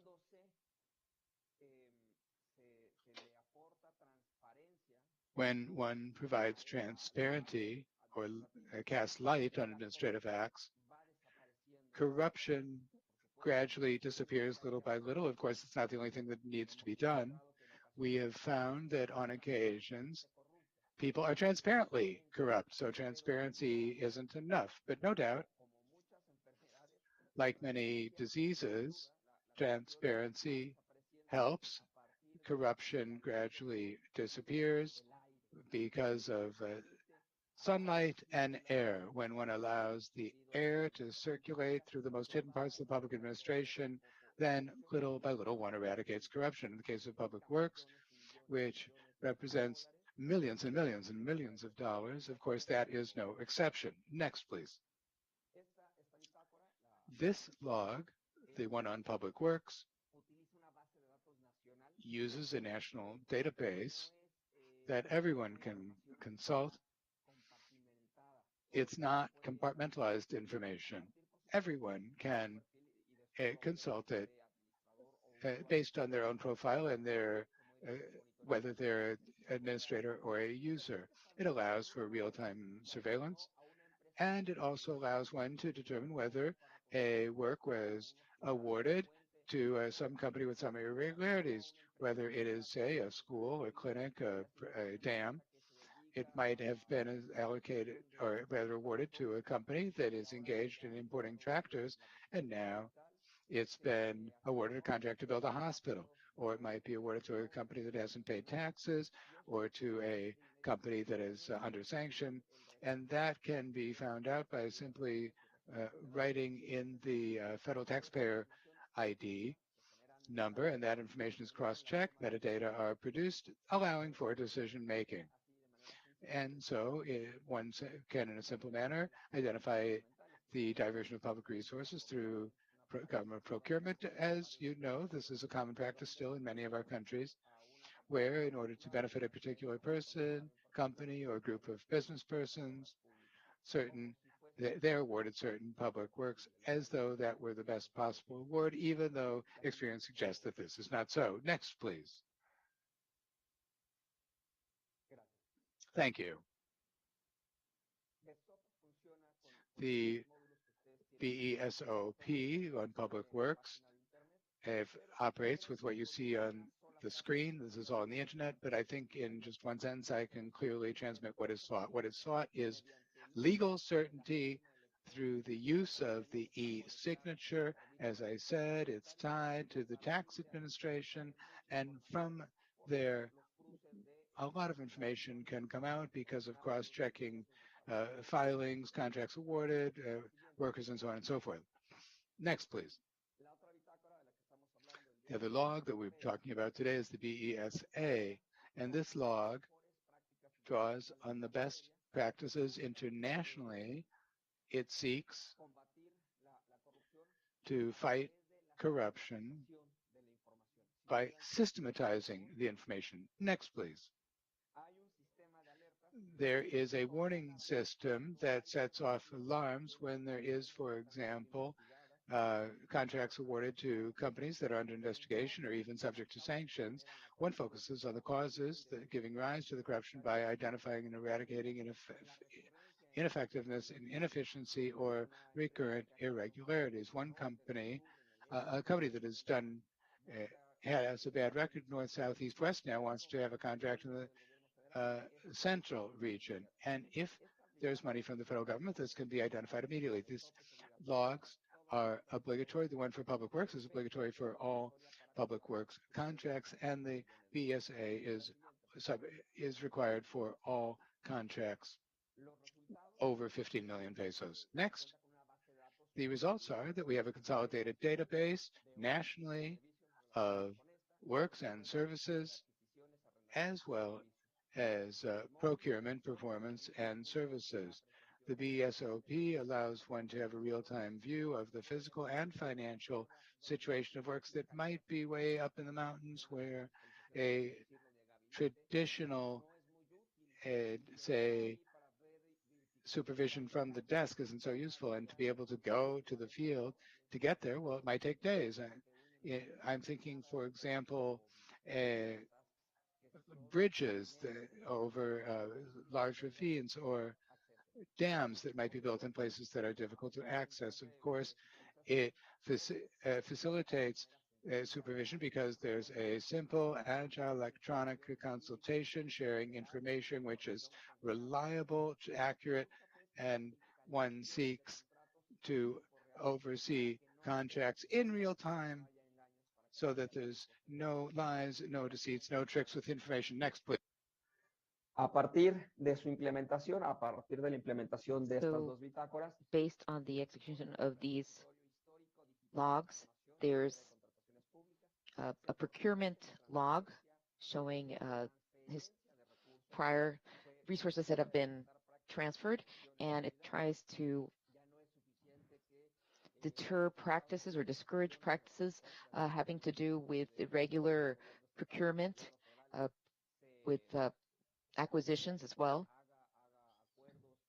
agreements, or deter cronyism or illicit agreements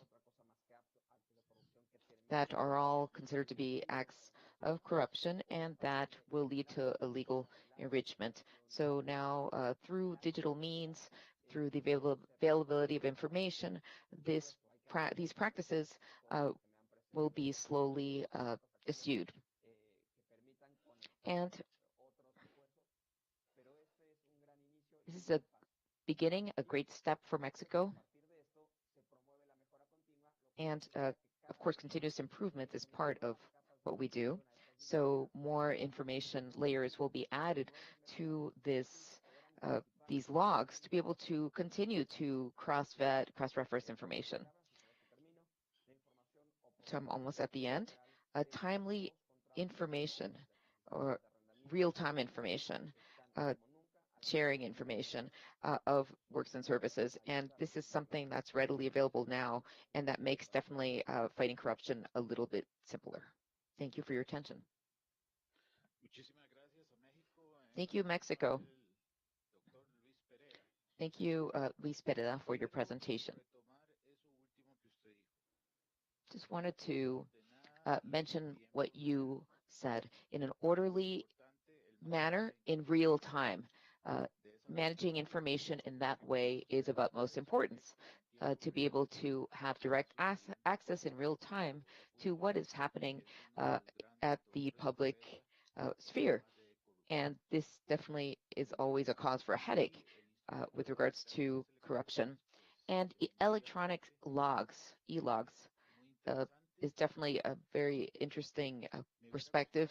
I would have liked to see it, perhaps to see it work, to see its design. Perhaps we can delve a little bit more in depth on this next time.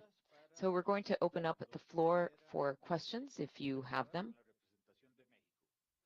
Any questions for Mexico, please?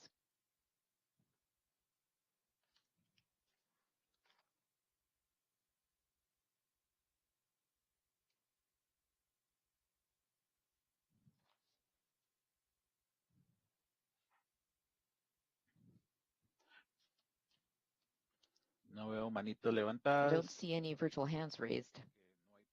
So I think there are no questions. Again, we'd like to thank Luis Pereda for his presentation. He presented Mexico's presentation and e-logs. We're going to now continue with the presentation from Peru. Let's move down south a bit and go to Peru. Okay, Peru just mentioned that he has to leave soon. So Eloy Munive, who is the Peruvian representative, he has to leave early, so he requested the floor to be able to make his presentation right now. Greetings to all of the Latin American experts and all members of the OAS attending this meeting. We would like to thank you for this opportunity, and we're holding a meeting right now.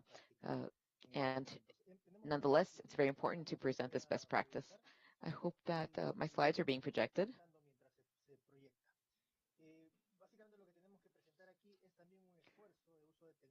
Well, I'm going to make a presentation on information available for public access, the public sector due diligence platform, and this is just essential for public administration, where we deal with access to information and procedures having to do with public procurement and procurement of services and works.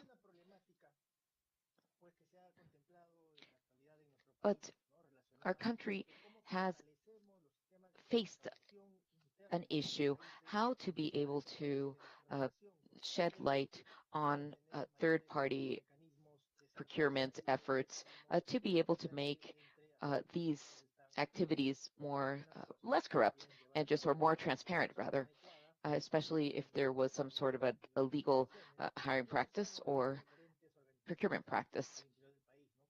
And this is done throughout the city in the civil sector, for example, for human resources purposes, the Ombudsman's Office, which provides oversight of compliance with policies, and the Comptroller's Office, which is the autonomous constitutional body in Peru that provides oversight for government resources.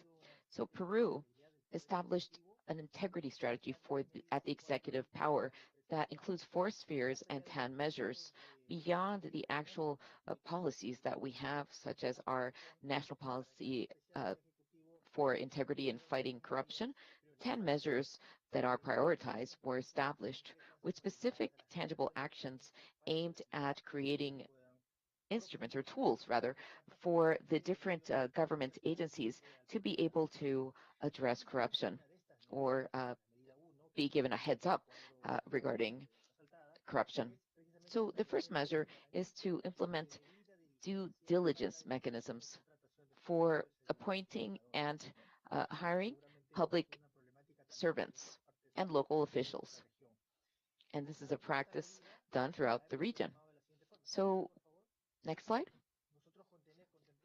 So we established an integrity model for each of these 9 components of the public or civil service. And it includes aspects that any organization should work on to strengthen their mechanisms to prevent corruption.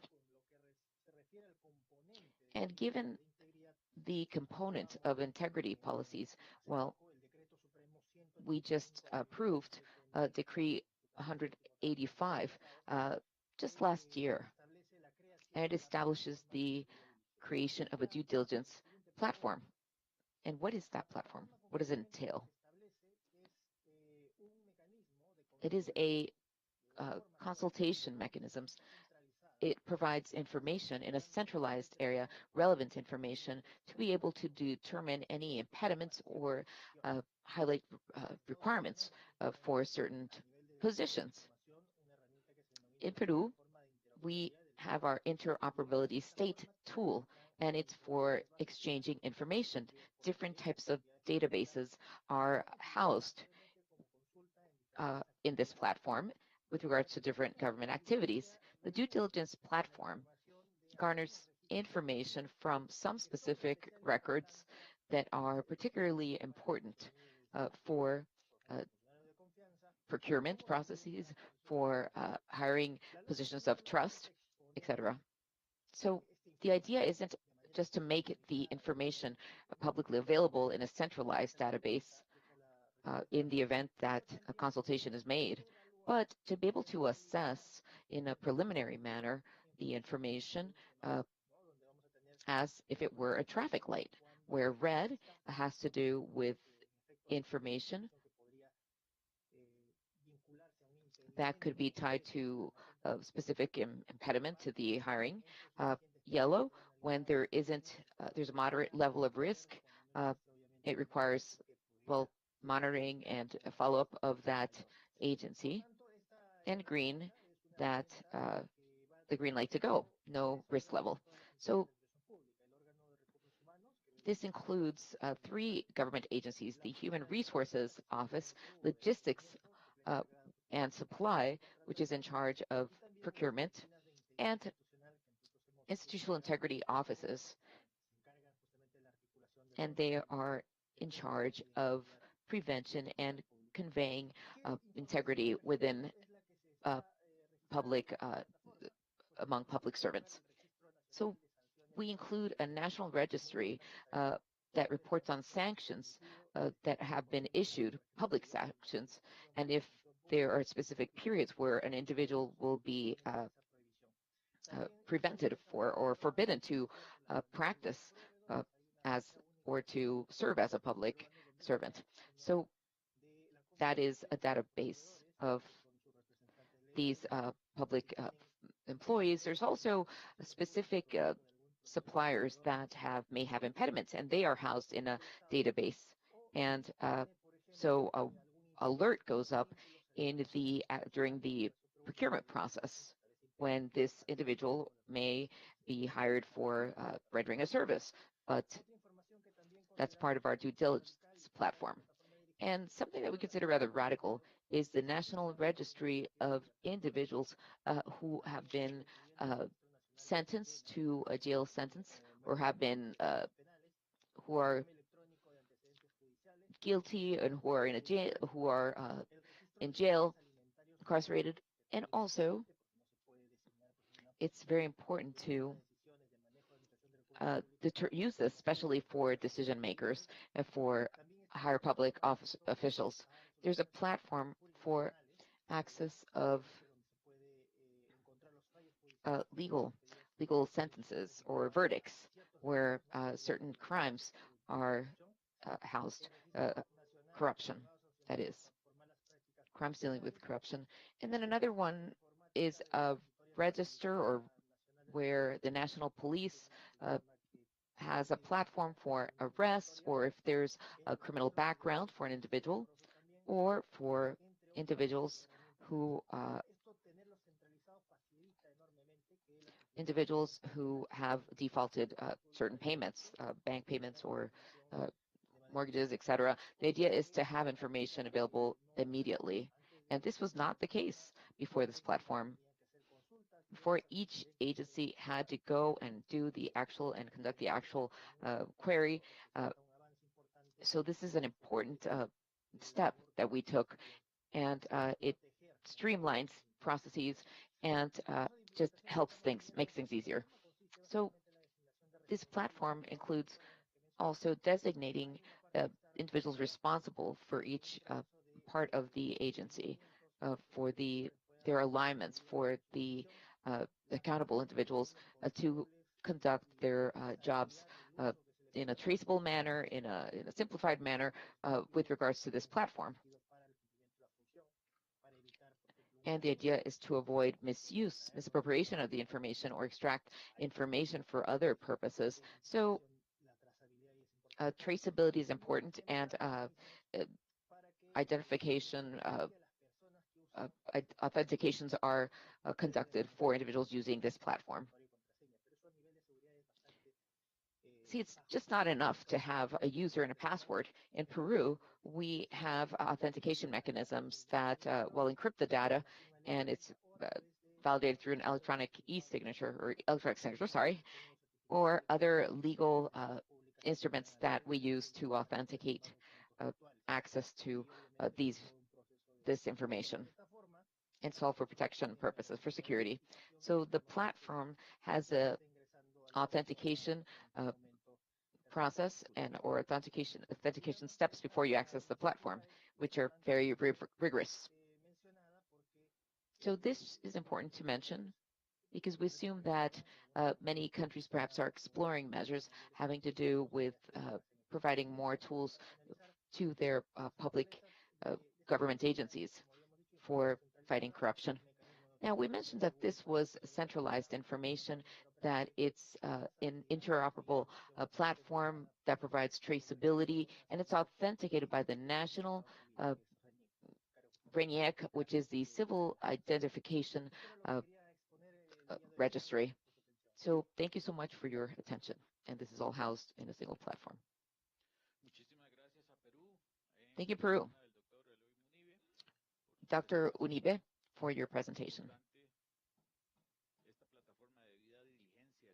So the due diligence platform is definitely important in the public sector, given the fact that it vets or assesses the level of risk.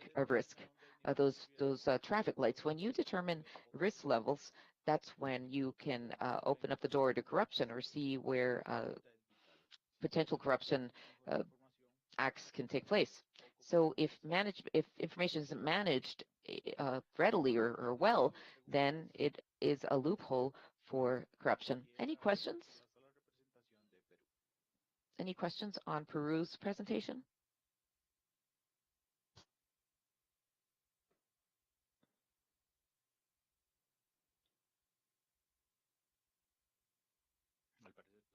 Okay, everything was crystal clear. I do not see any hands raised, Peru. So let me just reiterate my thanks to you, Mr. Unibe, representative from Peru. And we'll now continue with the best practices presentation by Panama.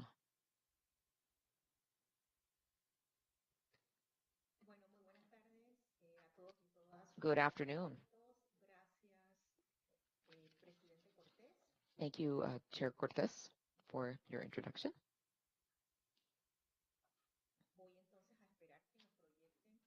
Let me just wait for the slides to come up.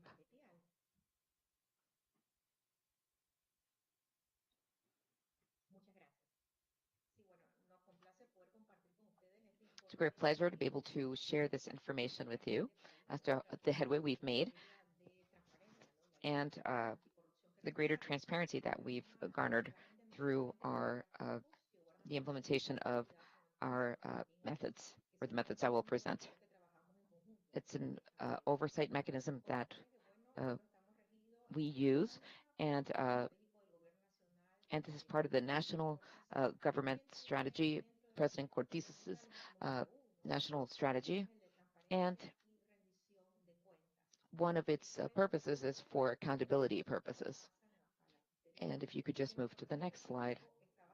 So our strategic plan is based on fundamental aspects, for example, to ensure and promote the right to access information and personal data, and strengthening a culture of integrity and transparency in the public and private sector, as well as at a citizen level or among citizens, and conduct coordinated actions in order to directly prevent corruption. Next slide. So the report considers the different actions required by the Inter-American Convention Against Corruption.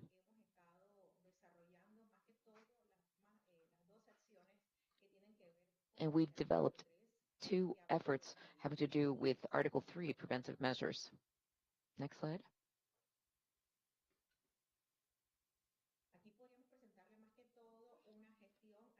So here, we're going to show you how we handled this in 2021. And some important figures is that 14,782 people were trained on different issues having to do with the fight against corruption. And this is related to the fact that the pandemic immediately forced us to work digitally. And like last year, I did mention the mechanism and address issues having to do with ethics and open government or e-government to open data, etc. So another essential aspect is that this type of investigative body, performed 140 administrative examinations. So we've enforced 40 sanctions with regards to conflicts of interest, violation of the Code of Ethics, and unfair competition, and 122 complaints were processed having to do with access to information. Some government agencies had not provided responses to individuals from the civil sector requesting information, and 87% of government agencies or state agencies and 88% local municipal agencies were able to increase the number of or the level of compliance and the work that they conduct in fighting corruption and in working with ethics. And some other aspects that we will mention is that we have an ethics academy. It's called the Ethics and Transparency Academy, where 151,000 public servants have been trained. It's a virtual academy, and 5 draft anti-corruption laws were submitted to the executive branch as a result. So last year, one pillar was aimed at ensuring the personal data protection law and the possibility of a decree, an executive decree that rules personal data, the personal data law, or it regulates, sorry, the personal data law. So in addition to preventive measures, we address conduct of public officers. We hold a public ethics, a business forum that helps individuals address these policies, enforces the policies. Our platform was developed as a need to digitize public management in general. So confinement during or lockdown during pandemic forced us to be able to train our public servants on the platform. And the platform has 5 modules having to do with public ethics, transparency, and regulations, international cooperation, having to do with meeting or complying with the Convention on the Fight Against Corruption, the UN Convention, and the OAS Convention as well, as an essential warranty where other aspects are also addressed, public administration in general. So we can also say that as a result, 151,000 civil servants have participated or taken this course on ethics. So our ethics program includes various modules, and individuals will take the course monthly, and it's constantly updated. And the idea is to raise awareness. Thank you. Next slide. It's important for us to mention the creation and development of a public policy follow-up commission on anti-corruption, which is comprised by 22 state entities that have to do with legal bodies, with judicial bodies, accountability, economic and finance ministries, and others. The issues that are addressed by this commission is first compliance of preventive measures. The convention does not address that, but we will be holding our on-site visit on April 4th, and the commission has the objective of learning best practices and sharing best practices in each of the institutions to be able to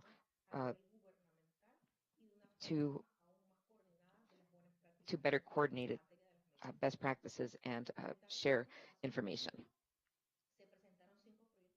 So 5 anti-corruption bills were presented, and this is as a result of the president while signing the transparency law in 2018, and currently it is being addressed by the executive branch. But the bill has to do with many common issues that are now being discussed by Congress. One has to do with conflicts of interest, public ethics, and drawing up or enacting a law on conflict of interests. Next slide. Another important consideration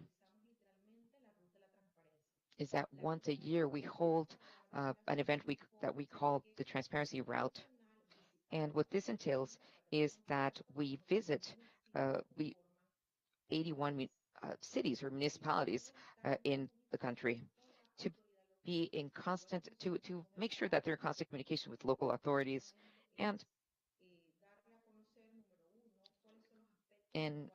shed more light on aspects that transparency is based on and what is considered issues that have to do with what is innovative in the ethics realm. And access to the information, of course, there are exceptions, but we access information, open data, we need to focus, which has been the focus this year, 2022, and local information and access to this. So the objective is to be in constant communication, direct communication with the local government and with the government agencies. But this is done, especially for the capital, which covers the most municipalities. The idea is to ultimately cover the entire country through a transparency round. Another compliance mechanism preventive measure is the compliance mechanism. And what it does is, it ensures, includes various modules of a platform that we call MARCI, anti-smart CD. And it was established during the pandemic, where the objective was to implement and maintain citizens in constant communication with government officers or government officials. So this was developed as a result of international cooperation by the Latin American Development Bank. And access to information is also done through information officers. Here, these are our contact points at each of the, or our liaison at each of our different government agencies. So 81 are local government representatives. So one module includes a new platform. It's a monitoring platform, oversight platform. And basically, the objective is for it to digitize or to be digitized. So a person that would like to know about public management and public administration for a local government will be able to access the information readily. If they want to understand how a ministry conducts their public administration, for example. So what it does is provide open data, so to make it available to the different agencies. And access to information is ensured, as well as development of public policies for open data. And this platform also has a module called Open Government. And develop how Panama addressed this. But this module allows the progress of the commitments for the open governments to be communicated, and the objective is for citizens to learn how this is being implemented, and how it's been implemented for the past 2 years. And also the digitization of complaints. Well, a person can make a complaint through this platform because of some breach of the code of ethics or because of some administrative irregularity, and so that you could also file a complaint, not just because of an ethics breach, but also where there's a violation of the relevant law. And so this platform also has a module that develops the guarantee of access to information, and one can file a claim in respect of information as well through this platform. Panama, as of last year, is getting training from the OAS for effective government performance. And this is directly related to the 30 data sets that have to do with the development of the Inter-American Open Data Program. Thanks to international cooperation from the CAF, we are implementing this in 3 phases. We're mostly in the preparation and dialogue phase, and at the same time, there's a second phase which has to do with use and empowerment of citizens. And so that's where we stand in developing this Inter-American program, which should conclude after a year.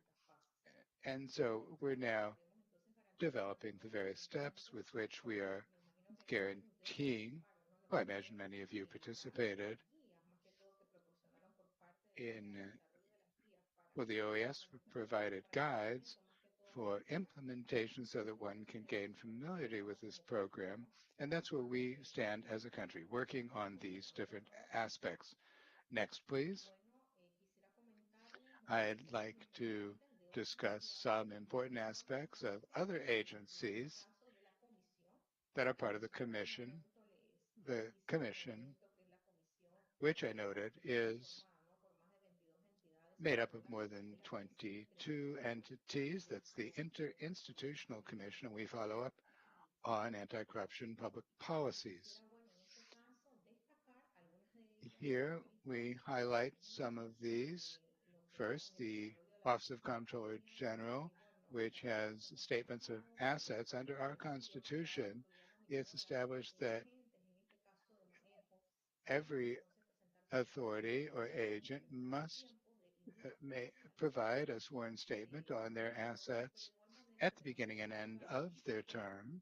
But we should also note that the Office of the Attorney General is carrying out the same practice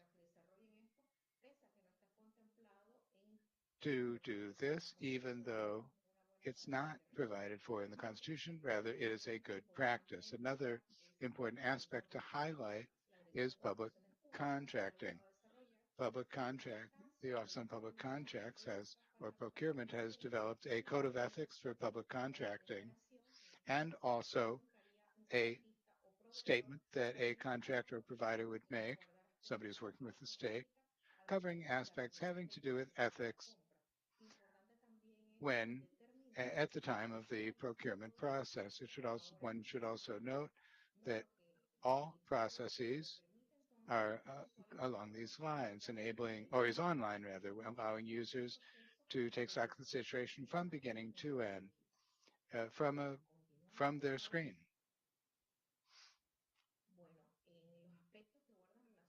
Now, as regards citizen participation, which is also a mechanism that is contained in the convention, the important aspects that we could note are first, that Panama, as of 31 August of last year, the President of the Republic undertook to carry out and implement within 2 years the open government initiatives. I should also note that there has been developments in the Open Data Group made up of civil society. This is a group that makes it possible, together with public sector institutions, to have open data. Well, they continue to raise awareness of the importance of open data in the public sector.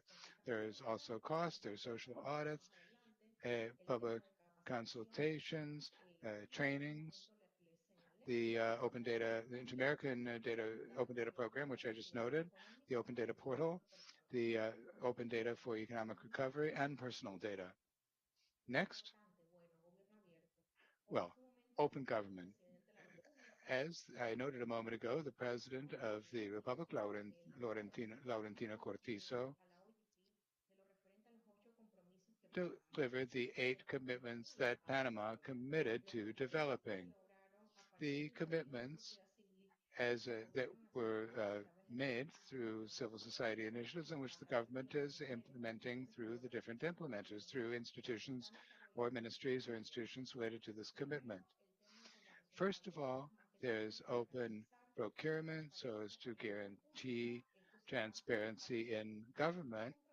This is through a commitment which was an initiative primarily of the British Embassy. And so we are developing that for a 2-year period. In addition, I should note in the case of the SINIA, which is the system that has to do with the Ministry of the Environment, so that environmental information is up to date and also that it meet the standards of the Escazú Agreement. Another of the actions with commitments to carry out is the policies having to do with sexuality and youth. This is for the Ministry of Education, the Ministry of Social Development, and the Ministry of Health. The idea is to publish a website which, in a user-friendly manner, sets out information that these institutions provide to young people, adolescents, so they know what their rights are in this regard. Another important aspect is the open government school. This is being carried out by the Ministry of Education and includes the University of Panama. The objective is, well, there's already a curriculum on transparency and open government to be carried out from early childhood to the university. The objective is for the entire education sector to take stock of this and to supplement courses on government and civics with open government concepts so as to strengthen these notions. Also, agriculture, transparency in agriculture. Well, 2 years ago, an electronic platform was launched that makes it possible to have information on agriculture, procurements, other aspect, inclusion and accessibility. We're working to make sure that all the digital portals of the state allow access to information for persons with disabilities, and necessary coordination is being pursued so as to cover all the technological aspects. Another aspect is open budgets, working with the Ministry of Economy and Finance, so that, well, first of all, to raise awareness for knowledge of, so that citizens can understand the budget question, and this in turn would allow for greater access to information on the budget, and so this should help with better use of public resources. Also, innovation labs.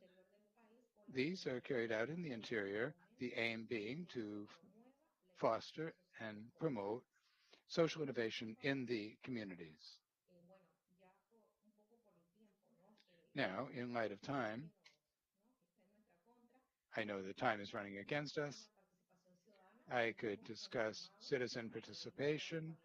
We have the Open Data Group, which is made up of civil society groups, and this contributes to public sector training for their civil society leaders who are in this group, who are providing instruction to public services to get to know all of the work on the public policy for open data. And through a trust administered by the World Bank, this project is being carried out. Social audits are important. It's important to note that community leaders should become involved in overseeing these works in the communities. At this time, we have 6 active committees.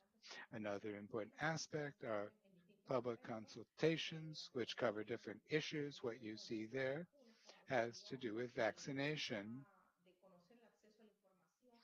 This so that there could be access to information so people could decide whether to get vaccinated. Next, please.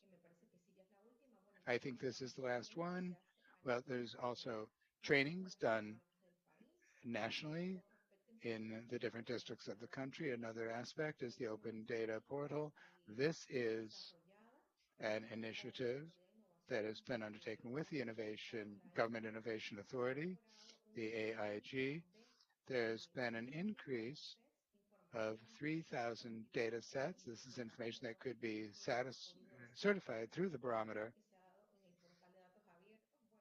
Well, the increase in the open data portal, we've also been implementing the Inter-American Open Data Program. There's the question of open data for economic recovery.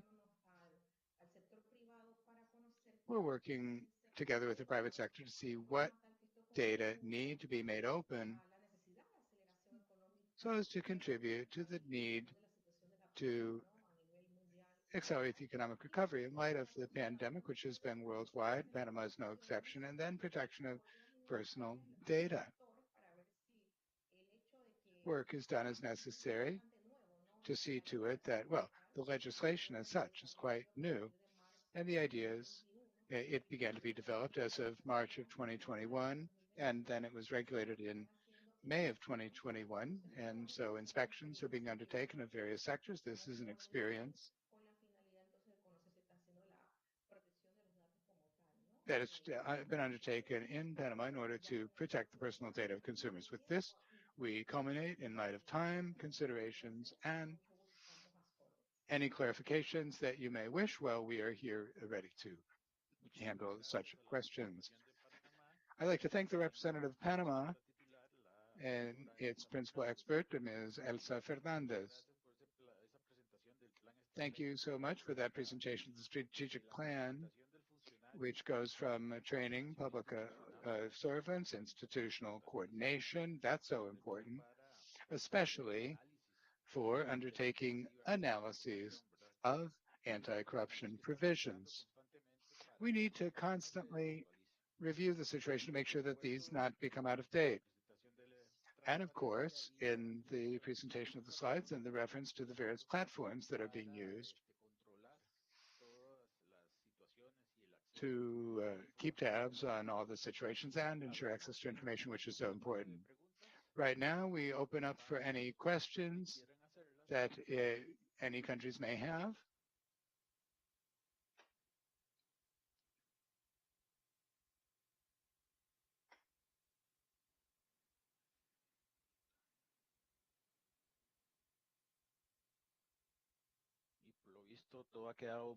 And it appears that everything has been quite clear. So this is the last presentation that we had in the agenda for good practices. I'd like to thank all of those who've made their presentations and the effort that you've made to get all of these good practices to the mechanism and to the plenary. And clearly, these are all matters that we can take up in our countries. With this, we conclude day 2 of this meeting. And we begin tomorrow at 10 a.m. Washington time to hold the special session on experiences, developments, and lessons learned in the protection of public servants and private citizens who, in good faith, report acts of corruption. I would just like to remind all of the experts that you can please join ahead of time so that we can start on time. And with that, I would just like to wish you a restful evening, and we'll see you tomorrow morning. See you then.